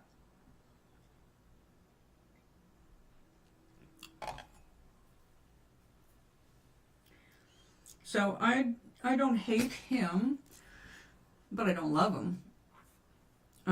I will not accept him in my circles, and anybody who's still supporting him, I want nothing to do with. He is a proven pedophile. They were sexually abusing and torturing and killing 9 to 13-year-old kids. All right? They disappeared them. That's nothing I'm ever going to like or approve of or get along with. And anybody supporting that can go fuck themselves until eternity. So, yeah, I'm picky about who I like, and I'm really picky about who I call friend. I don't call everybody my friend. Not everybody is my friend. And I'm okay with that. Because I don't have any desperate need to be liked or loved. Because I know who I am.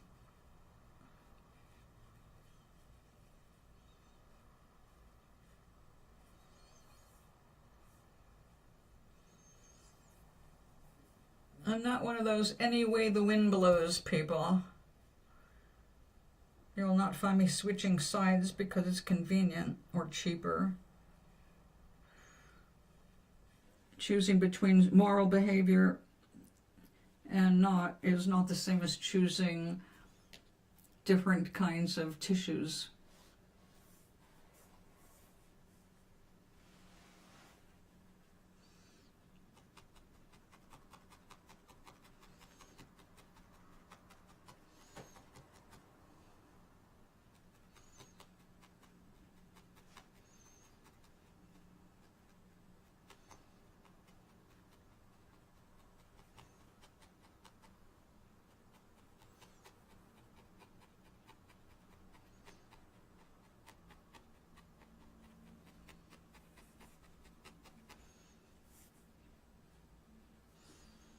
How easy is it to love someone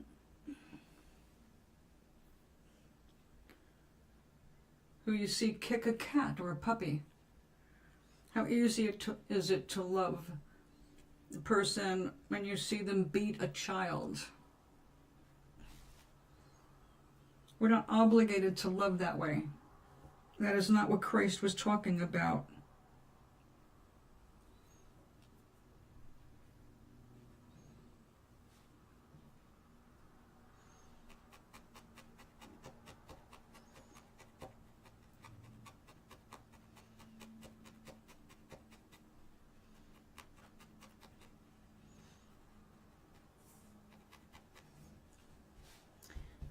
What do you mean you're still working on your identity?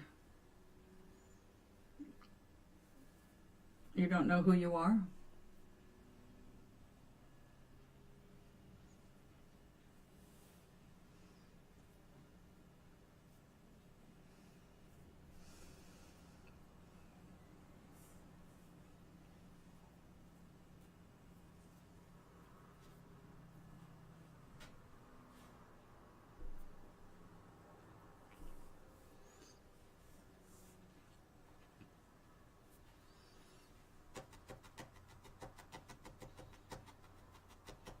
And once you get some of the softer wool down on top of the felt, it does felt up faster.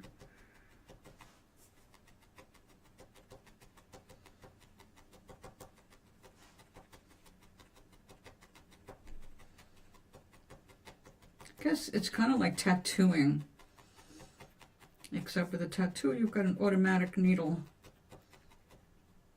I wonder if a tattoo needle, well, that'd be like machine felting, wouldn't it?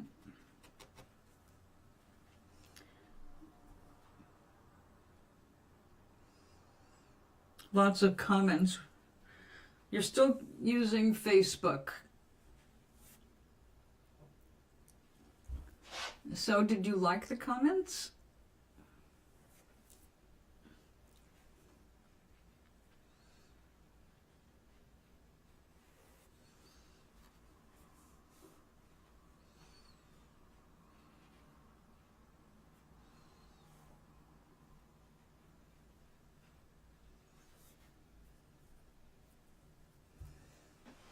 That sounds good. I made myself a potato and green onion and bacon waffle with cheese melted on it, excuse me, for my breakfast / lunch. So I'd be fine until my little roast finished cooking. It smells good.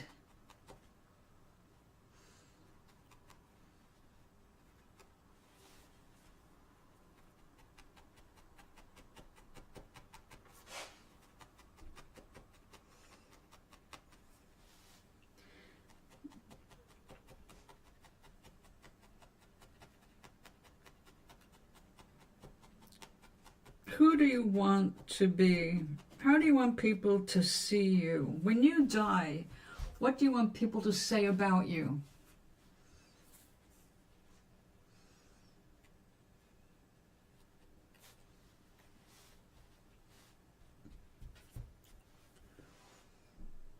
You heard from people you haven't heard from in a while. 3 minutes of joy in your heart. Well, that's wonderful. So how does, I don't understand the connection between you working on your identity. You're not a real cartoon, so I mean, you know who you are.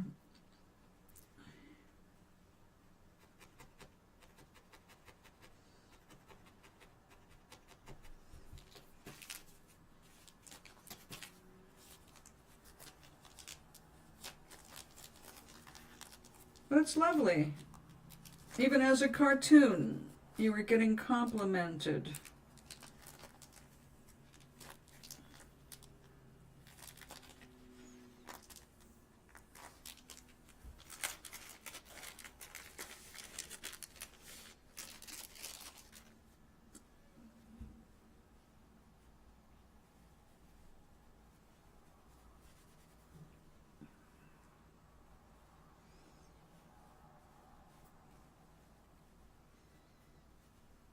So pretty.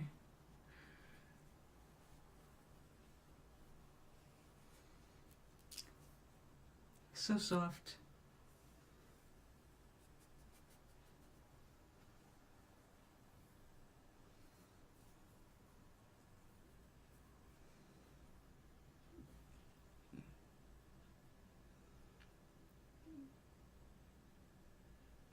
I'm sorry. Oh, at your funeral?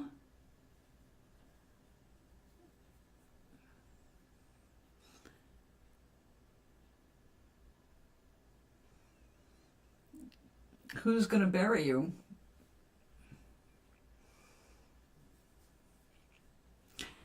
I want to be composted. I don't want anything remaining of me in the physical realm. Doc was a nice person and he won an Oscar. But you didn't win an Oscar. You want people to believe something false about you? What about, who are you? What do you want people to say or think about you, even if they don't say it out loud? What are you leaving behind? Friends? Family? We all have our share crazy family members. I don't care what people say at my funeral because I'm not having one. But when you cross and people find out about it, they will have instantaneous thoughts. You will hear them because we're all connected. You won't be in the physical anymore. You won't be able to respond. But you will hear what other people have to say. What would you like to hear about yourself? Kind person, good heart, cared about the friends,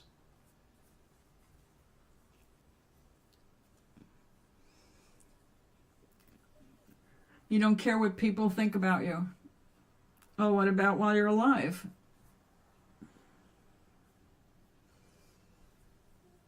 And he was rich too. All right. So if you can see yourself as rich after you're dead, that means you can see yourself as rich while you're still alive. So you have money to leave behind. Right?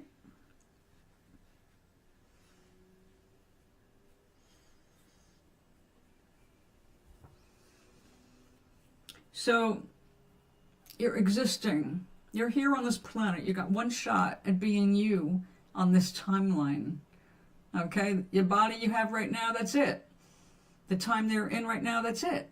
You're not going to go past this timeline. You're here. You're leaving it, and that's that. Is it for nothing? No.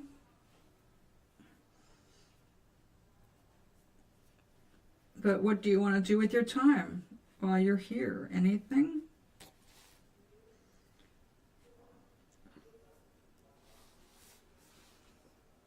There you go.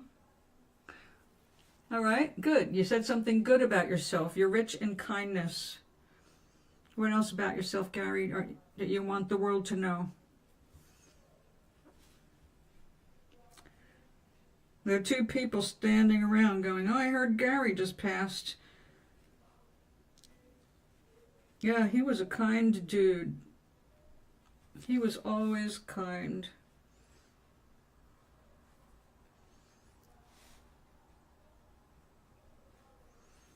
And the other person, what might they add to it?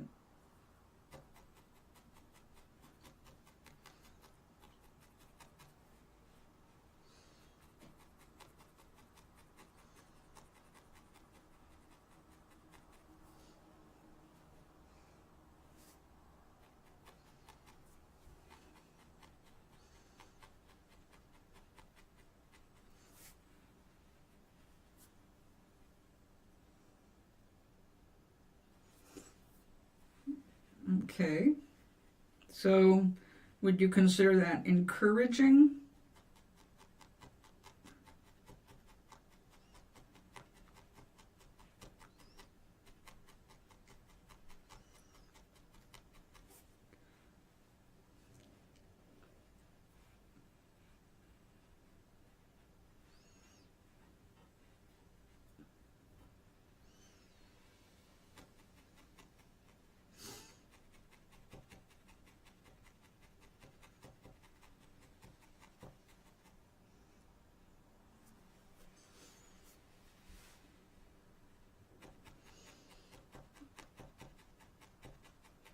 You're going to be 39, Gary? This year? Or 40?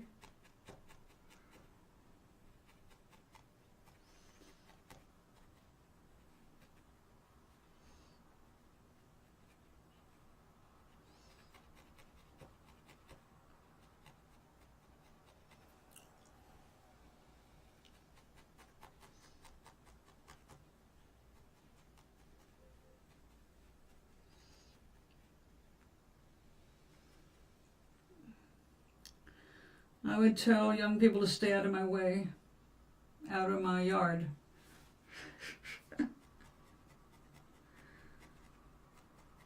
All right.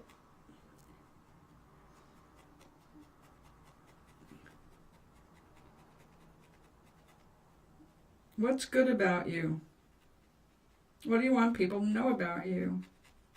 Aside from stay out of your yard.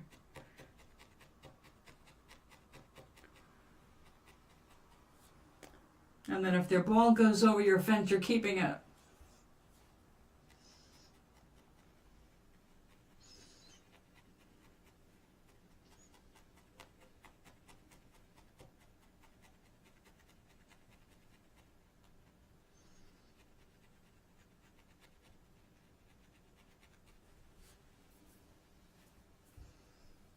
$40 in December.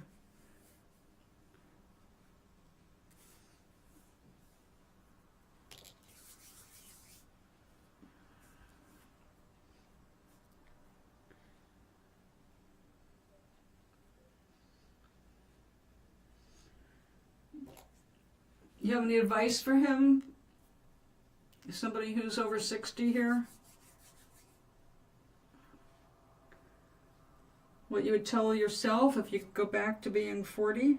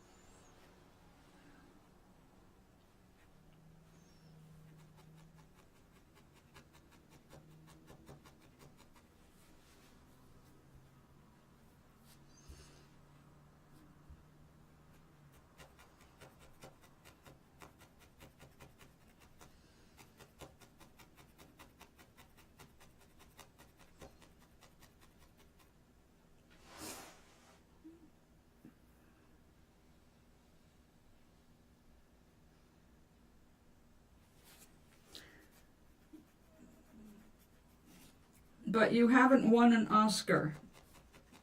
And you're not going for an Oscar because you're not an actor. So why would you want them lying about you? That's okay. As long as they believe a falsehood about you. I don't think that makes you real about anything.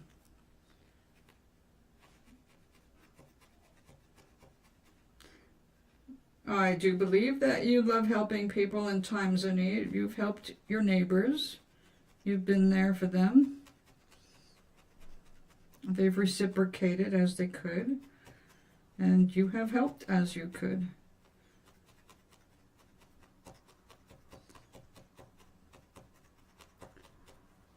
He stayed away from troubled people. Is that what you're most proud about? That you avoided trouble?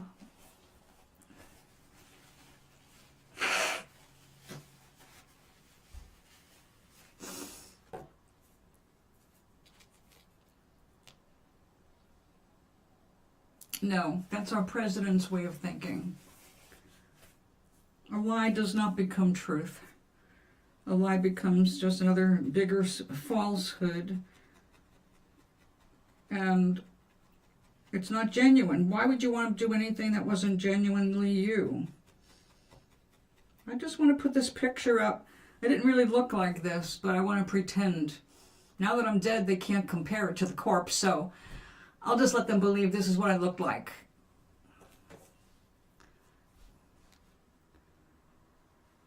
That would be like me believing the pictures you do of me as being really me.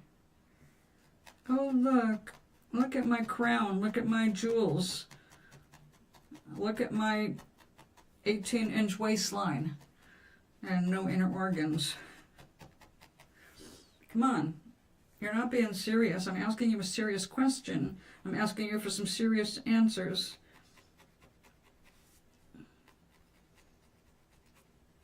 The world is watching.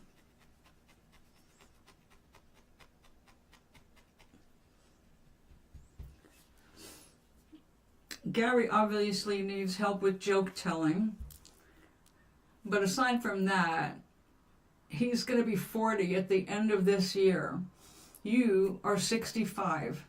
Do you have any advice for someone who is 40 and who might actually make it to your age?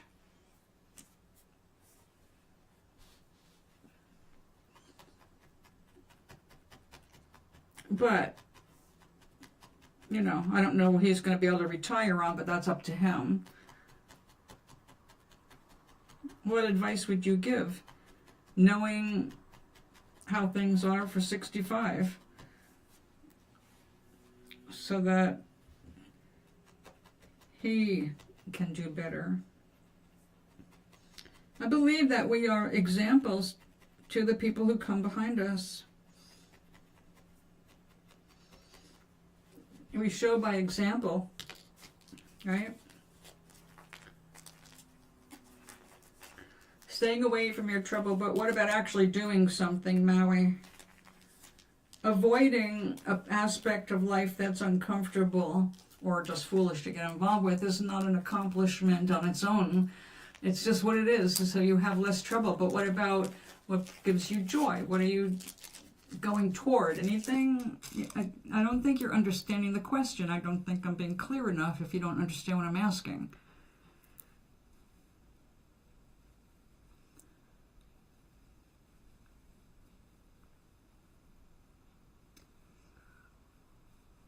Oh, thank you, Meg.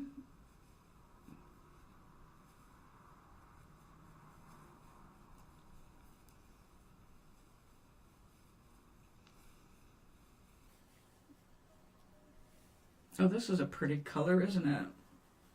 Kind of a coral pink.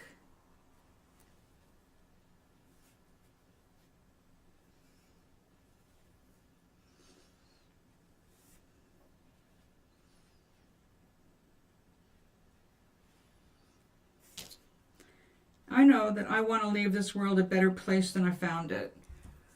And that is hard to do on a large scale, but I know that I have helped many people over the last 60 years. Because, ouch, what I do is out of love. Or I don't do it. I said, I don't need anybody to be my friend. Everybody likes friends, but I don't need to make a friend at the expense of who I am or changing who I am. If I have to change to be your friend, you're not the right person. I'll make friends with someone who's more closely aligned with who I am. Who can appreciate me. All right, Maui, you're completely unserious here, so just forget it. I'm not looking for make-believe. I'm asking you to think about your life and what you have to offer for yourself and in terms of advice. Pretending that your hair grew back. You're making up a story, all right? And that's fine if you're making a new history for yourself and you're making a new you. But that's not what I'm talking about.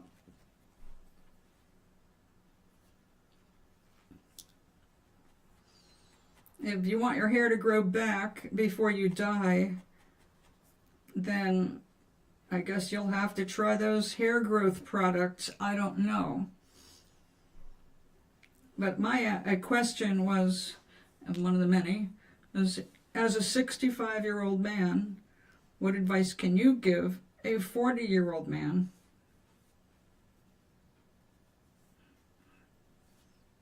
In the service of the Lord, what can you offer to help somebody else on the path?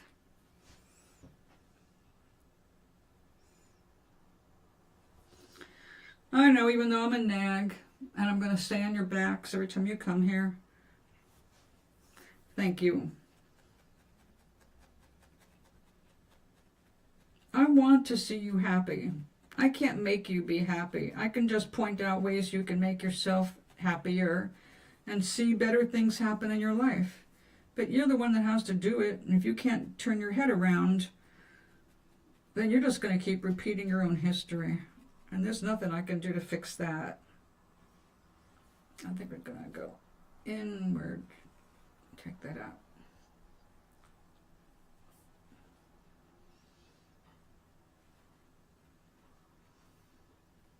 Yeah, I think I like that better. It doesn't matter what Jack Benny would say. The question is, what would you say? I can look up what Jack Benny said, but Jack Benny's dead. And he's past tense. You're the now. This is your life. And I need a Band-Aid.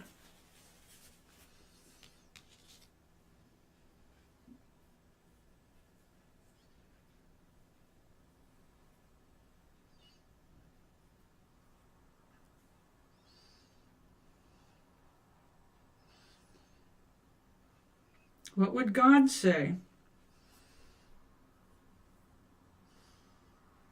You don't know who Jack Benny is? Well, there you go, Maui.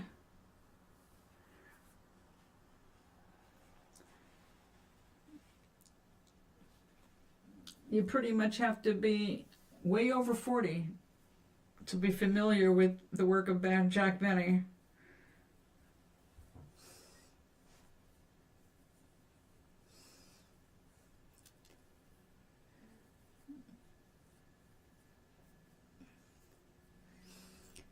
Who's that? Nobody. A very funny man who's been dead a while. You know who George Burns is? The one who played God in a movie with John Denver. I loved that movie.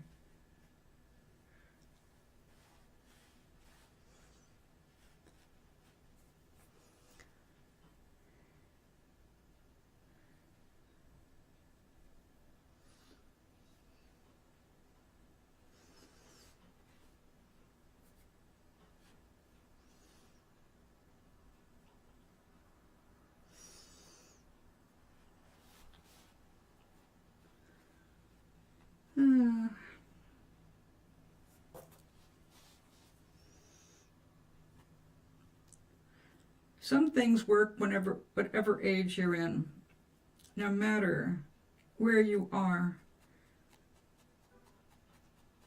What's important for you to know to be happy in this life.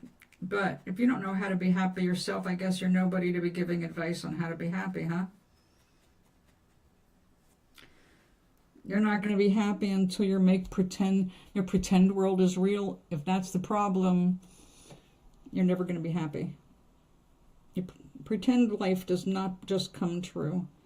You've conditioned yourself to the opposite. So I'd pick up from where you're at, because you can't change what you were. You can only change what you are.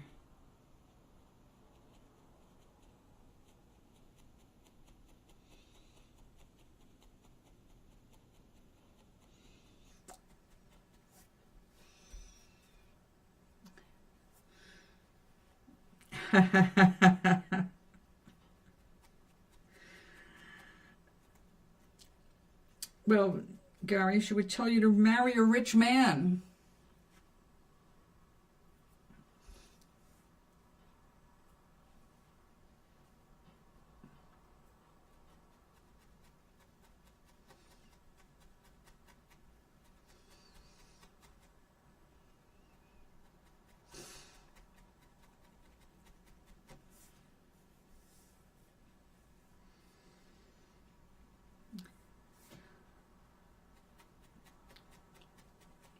Is Schitt's Creek on Netflix? Or are they still on Amazon? Because I loved that show. I'd watch it again if I could see it on Netflix, but nothing's making me sign in to Amazon.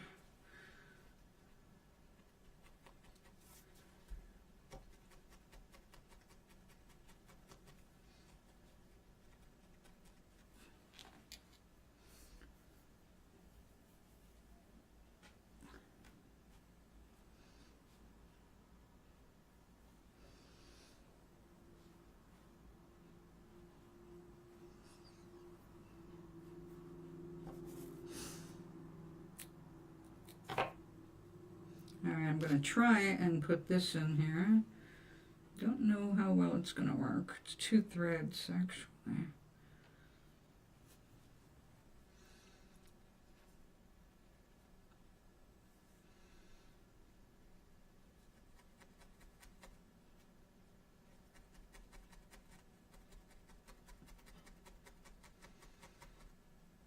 We got one down.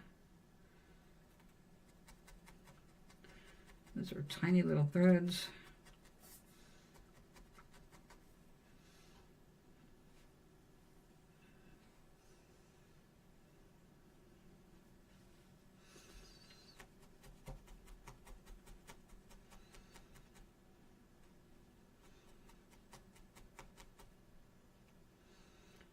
Actually, I'm waiting for season 3 of Wednesday.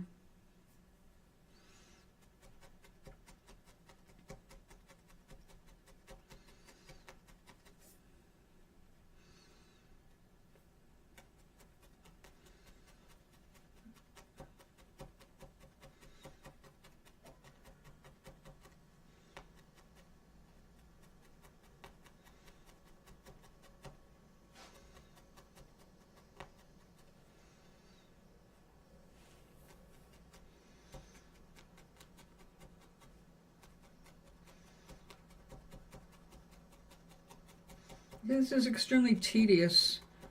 I suppose if you wanted to use it as a meditation, it would work.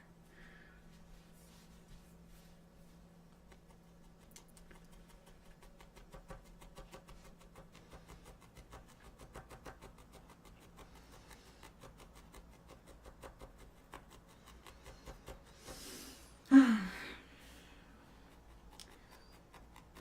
smell of dinner cooking is starting to stimulate my appetite.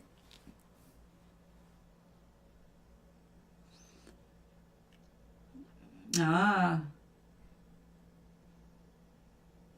that's terrible. That sounds very cultural. Did he marry a Chinese woman?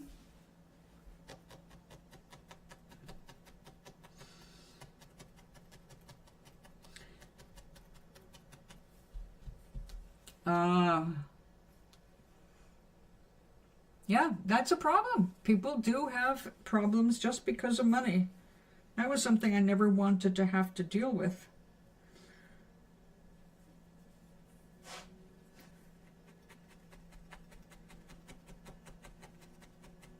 I did have money at one point in my life as a child. It wasn't my money, it was my father, of course. But then he lost it. So I was a rags to riches to rags story for my family, not me personally.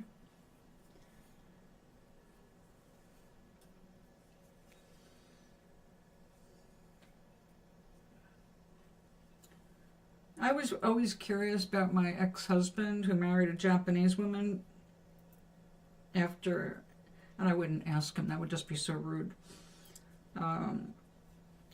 I read somewhere not that long ago that Japanese women, once they get married, they're kind of abusive to their spouses, or they're kind of like the head of the house and the husband doesn't mean much. I don't know if that's, I don't know. But I always wondered about my ex because he was a white boy who married a Japanese woman. And he loved the culture, you know, he got into it. I just don't know what that meant family-wise, you know.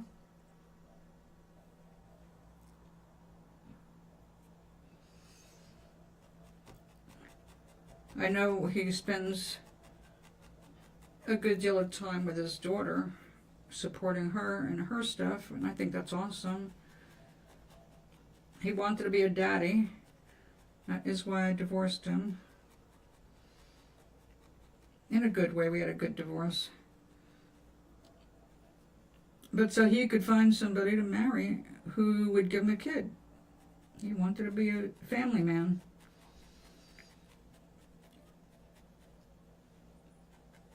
But it sounds like he does all the work. He does cooking, he didn't mention cleaning, but he does all of the gardening and a good bit of the cooking. And I was surprised to hear that part.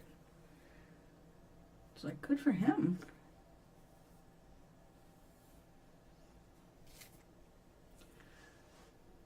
That's Hermione. I see.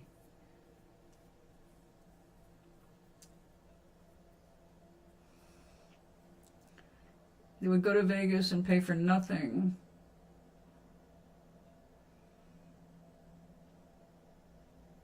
Wow.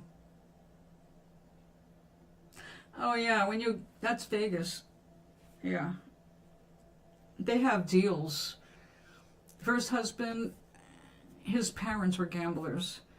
And when they would visit California, we had to take them to places where they could gamble.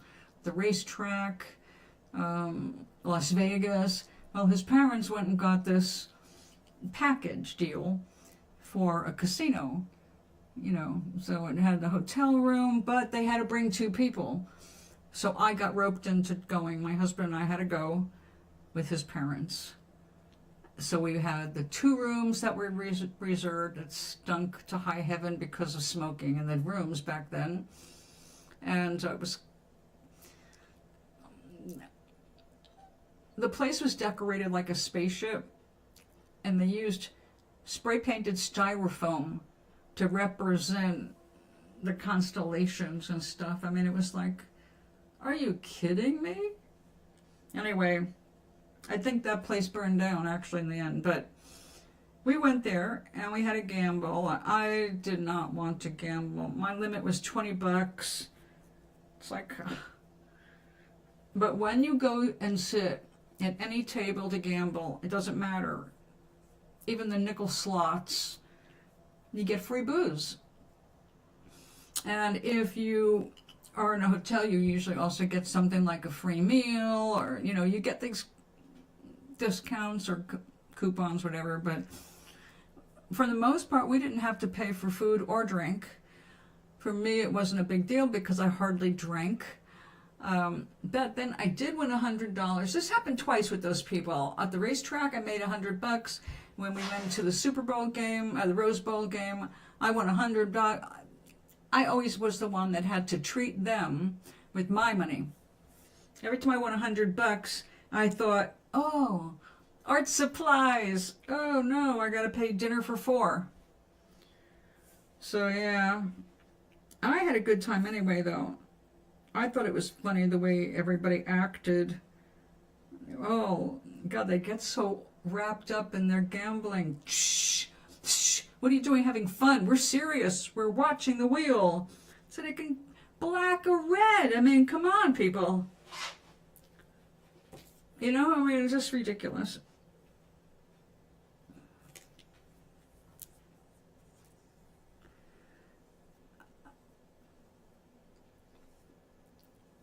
But I had a good time. I basically emotionally separated myself from them and their overly serious gambling thing so that I could enjoy myself. So I did.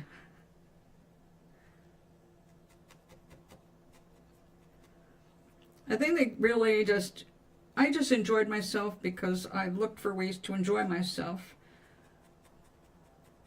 And it didn't have anything to do with the gambling. I think that just annoyed them that I didn't care if I won or lost. It was like, I got my limit, $20. When it's gone, I'm done. And no big deal. But boy, they would get so pissy. Like, really, you're adults? His father was a silent type, silent gambler. It's like, huh. So don't talk to him when he's gambling, and don't talk to her when she's gambling. And I used to sit and talk to whoever I was sitting next to. So I didn't feel like, what am I doing? A 5-hour drive from home at a gambling table I don't care about.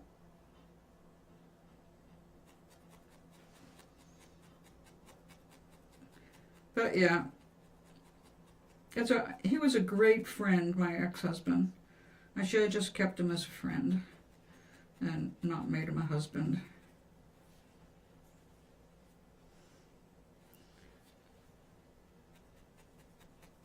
But I had a lot of good old days because, like I said, if you walk around and you look for the best in things, you're going to find it much more often than people who look for things to bitch about.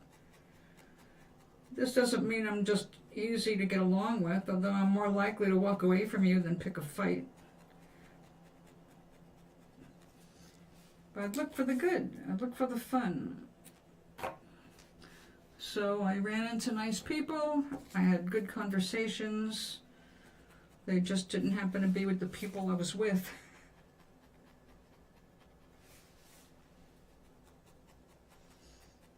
Because they're concentrating.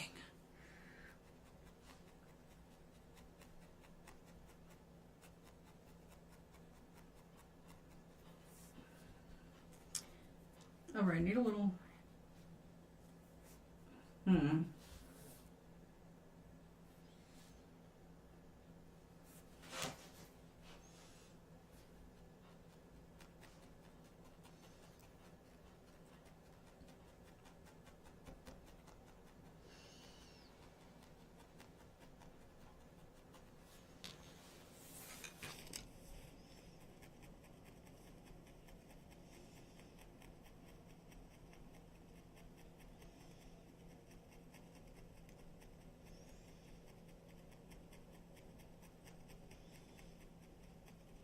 How's your shelf coming, Meg?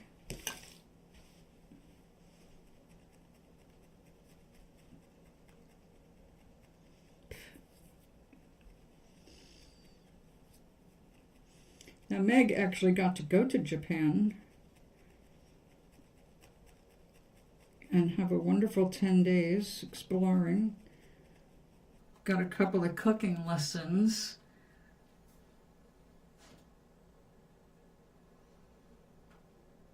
Yeah, I did too, Gary. My mother smoked when I was a kid.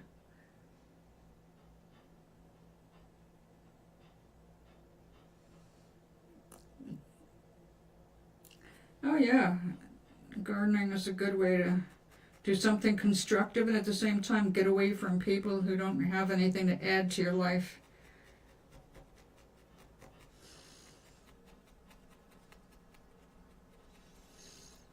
That reminds me, I did promise I would do somebody a reading. I'll let her know. I'll do it after they're done with all the inspection stuff. I don't do private readings anymore, except for people who are really in the dire straits.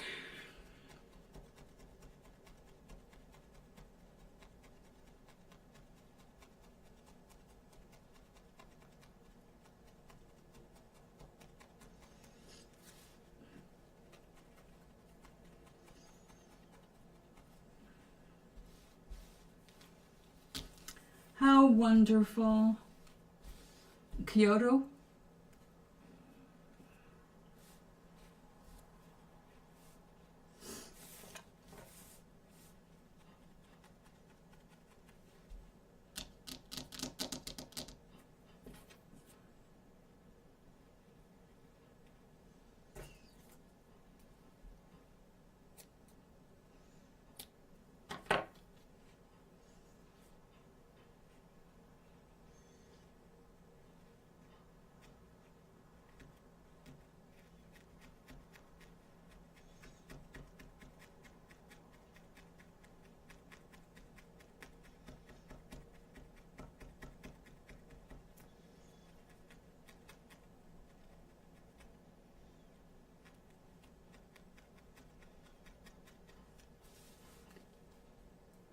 Do I still have cookies? No.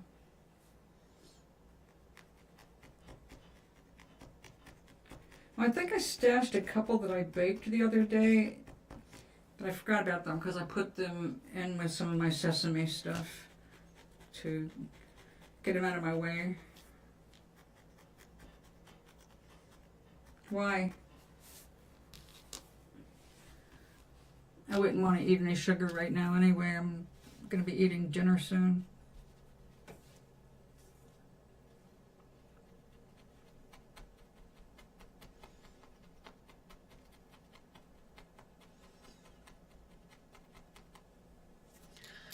No, I don't know. No, I'm not going to be able to do that. That's too thin. Let's see what I've got here.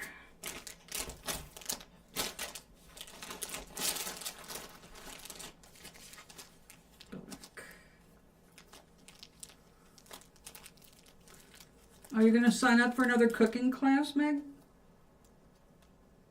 Or you got a different adventure in mind?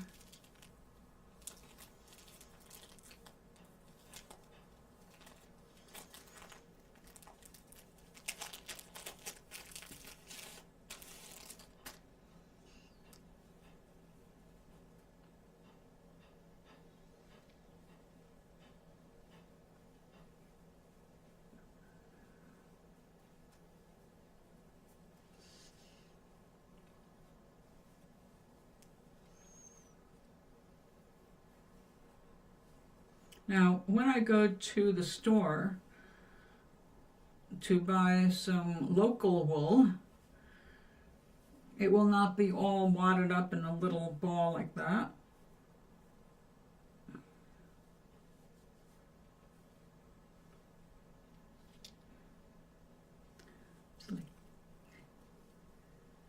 Oh, cool. The answer is simple. Oh, you're asking me to do something for you. Is that it?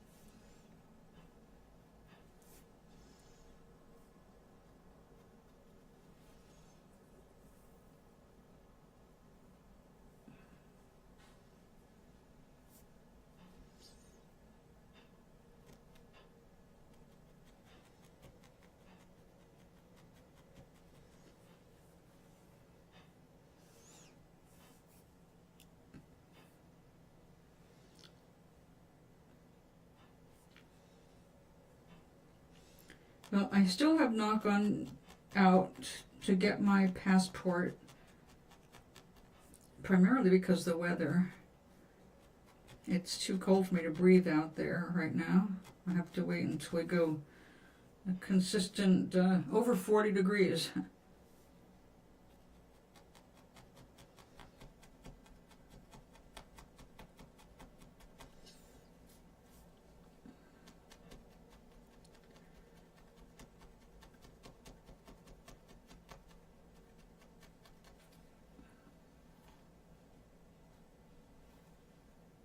Yep. Pulled it right up. Get back there. I was too aggressive with that. Get back. I'm gonna have to do that again. It's amazing how just a few little strands of wool can do so much. Can you do it before it actually expires? I know once you have it, it's every 10 years, right?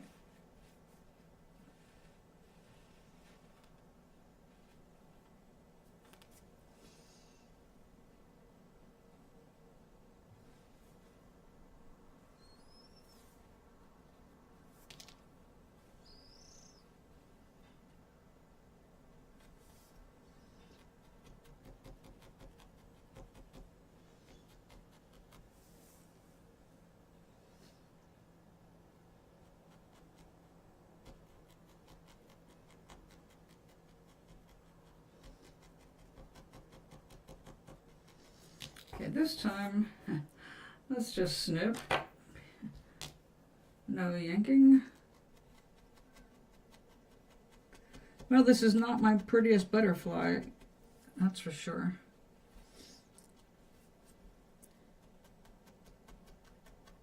But it is my first freehand, freeform needle project here. Needle felting project. Which I'm having a problem with there. Not quite enough to get down. Let's try this.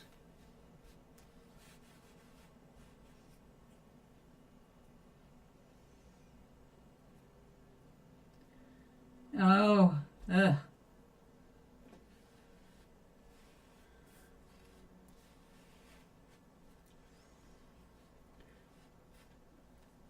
Is that something that AAA helps with? Because I remember going to AAA for a bunch of different things they seem to have available in their main offices. It made life a little easier.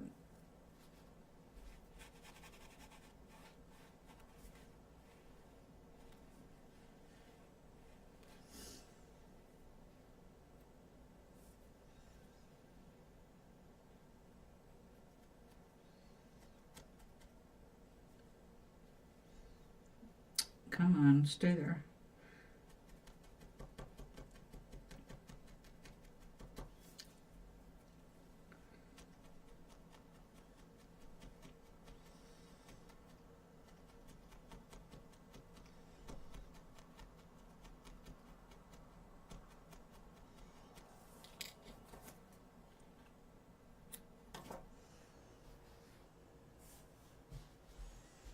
Well, it's kind of a butterfly. Oh, dear.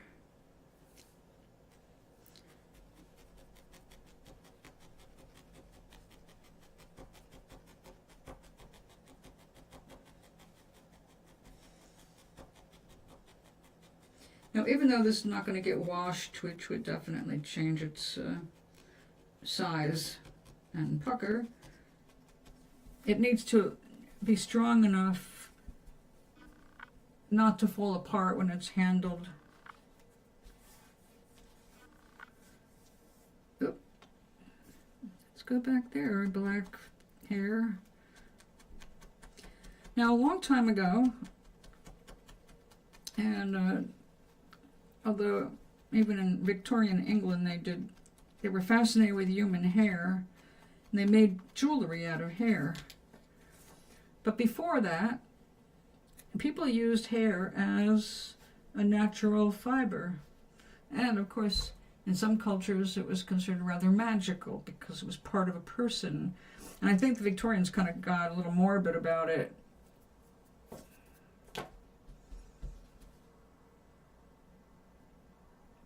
Oh yeah. Yeah. Well, I can do that. We have I'm 2 minutes from that post office that I can do that in. It's a bus ride.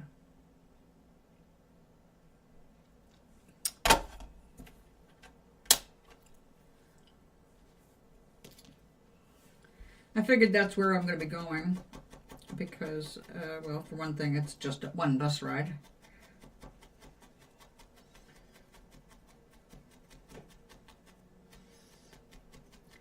And I don't have money saved up to travel, so it's not like it's an urgency, but I do want to get it this year.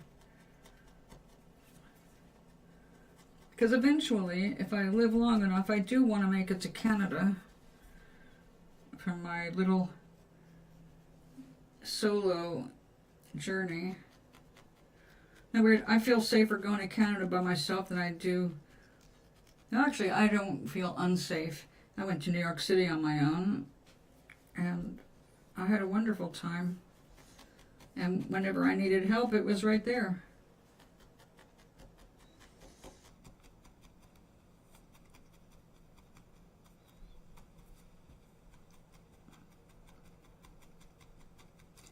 I would like to go back to the city, see my brother and my brother-in-law.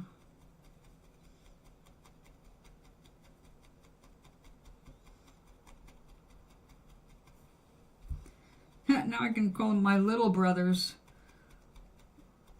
I thought I was not the oldest, and it turns out I am.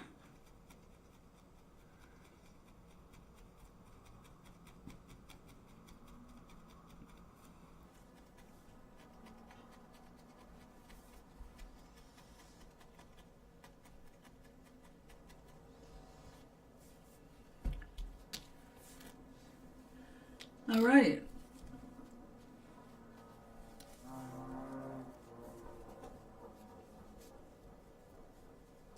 Are you talking to me or to Meg? I have never visited Japan, so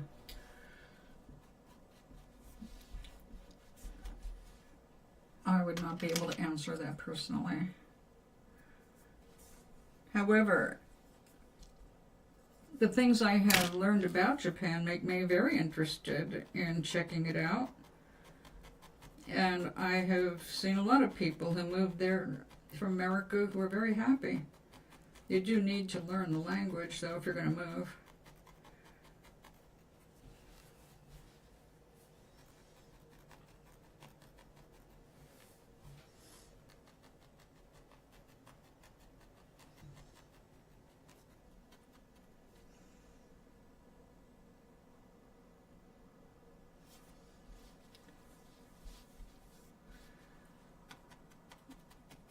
At this point in my life, I'm not interested in starting my life over in a culture that I am not familiar with. It's not the culture. I'm sure I could get used to many things. It's the language. And I don't know how good I would be at learning Japanese, quite honestly. I like their very strict laws having to do with polluting the environment. They're very clean. They pick up after themselves. They clean up after themselves. It's they reach out to help each other, which I do see here, but not as much as I'd like to see.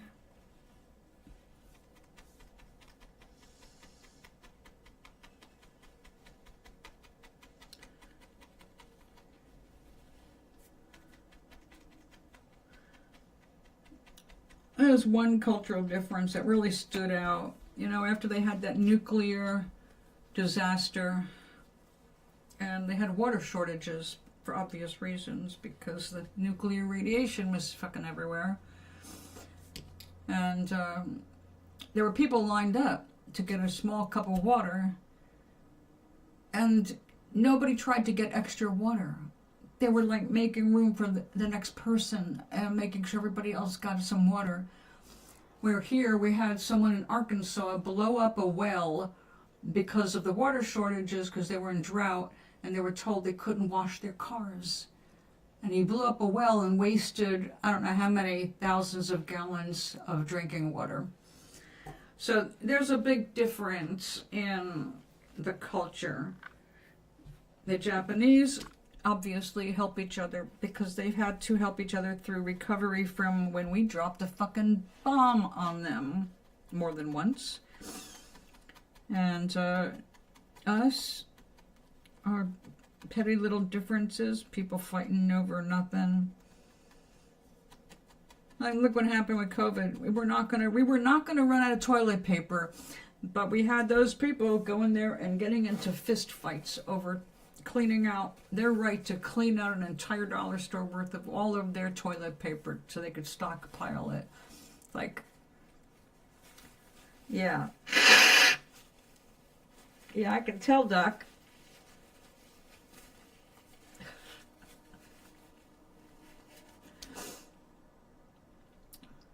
Now, moving to Canada, I could probably handle that. I studied a little French. I've got a little background in that. I wouldn't mind learning more. So I think I'd be a good candidate to learn Franglais. And I've never met a Canadian who wasn't nice.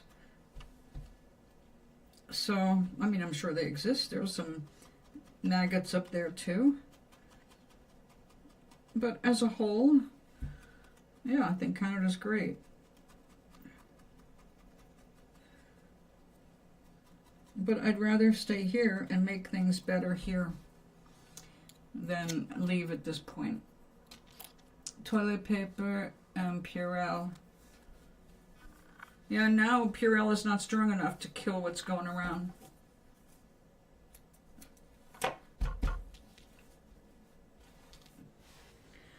All right, I think tomorrow I will put some flowers or something here because, you know, that's kind of stupid looking. And I'll see if I can fix this up a little bit better. I didn't want to go past here, and I am risking doing that.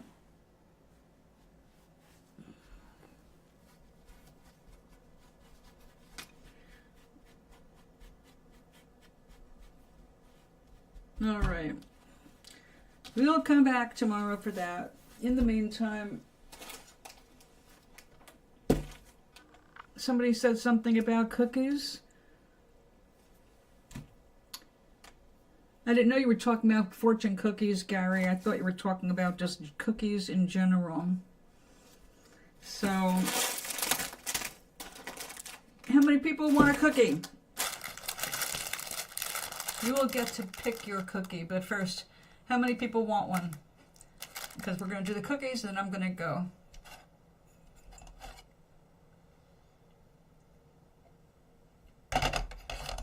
We have 6 people here. Thank you for hanging out. Please give me a like and subscribe if you're not. It's free.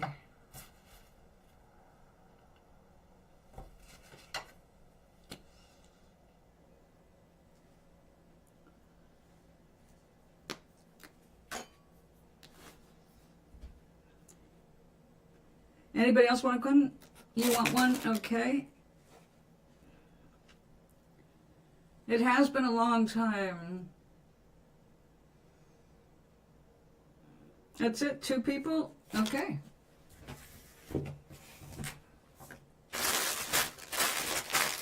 Cookie, you too?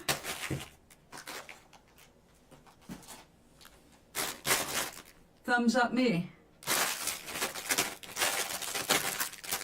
All right, first one is Gary. Left, right, center. What do you want? Left, right, left, right, left, left, right, left, right, left. Which one? Left, right, or middle? left.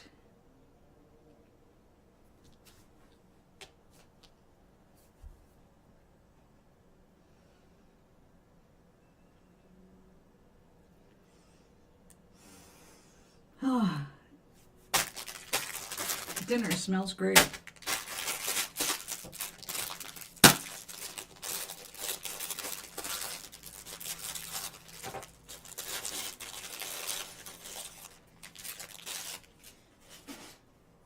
Okay, yep, see, we got crumbs anyway. Gary, there is no cosmetic for beauty like happiness. That's true. Nothing lifts your face better than a smile. There's no cosmetic for beauty like happiness. Da, da, da.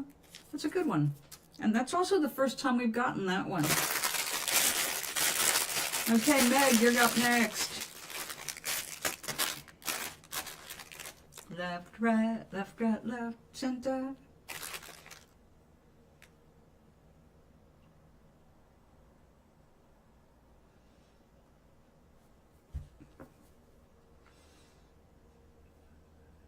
Left, right, left, right, left, right, left.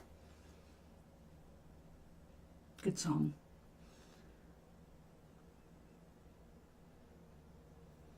Meg, it's your turn. Left or right or center? Did we freeze?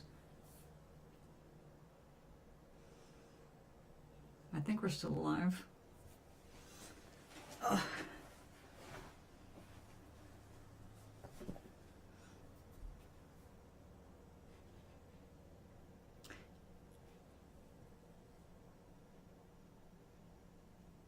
Right.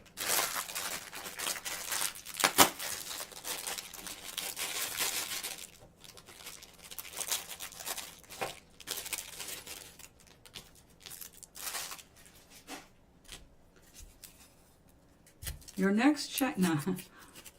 Money can't buy happiness. Well, we know that's true. It does buy convenience. Who made these? All right, Doc, it's your turn. Left, right, middle.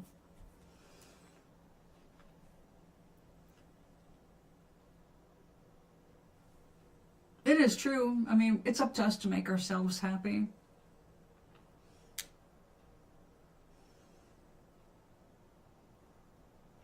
I mean, my grandma, she just wanted me to be married, preferably to somebody who could earn a good living and supply me with a housekeeper. None of that worked out. I've been happy though. I mean, my first husband was a good worker. My second husband was a good worker for a while, and they became, nuts, but... Right.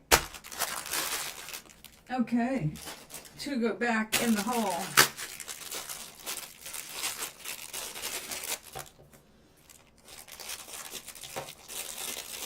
I'm going to have to go out for Chinese food soon.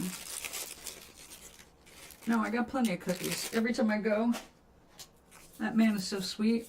He gives me a big handful of these for free to give to you. Friday will bring you the breakthrough you've been waiting for. Ah, Doc. What are you waiting for this Friday? Friday will bring you the breakthrough you've been waiting for. All right, that sounds very promising, doesn't it? Let's get rid of the crumbs. We do not need these in any kind of artwork that's not in the kitchen. Okay, thank you for hanging out with me. It's time to go. I'll be back tomorrow. Tomorrow's Wednesday? Oh, maybe I'll be back, I'm not sure. I'm going to be cleaning and laundering tomorrow.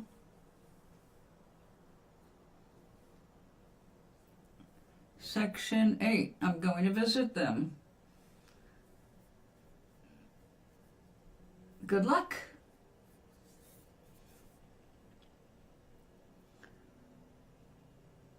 looks like you should be expecting some good news.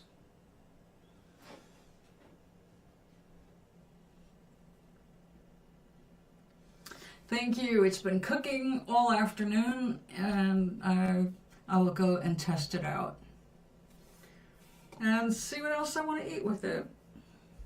So if I'm not back tomorrow, you should be back Thursday. Have a great afternoon or evening, everybody.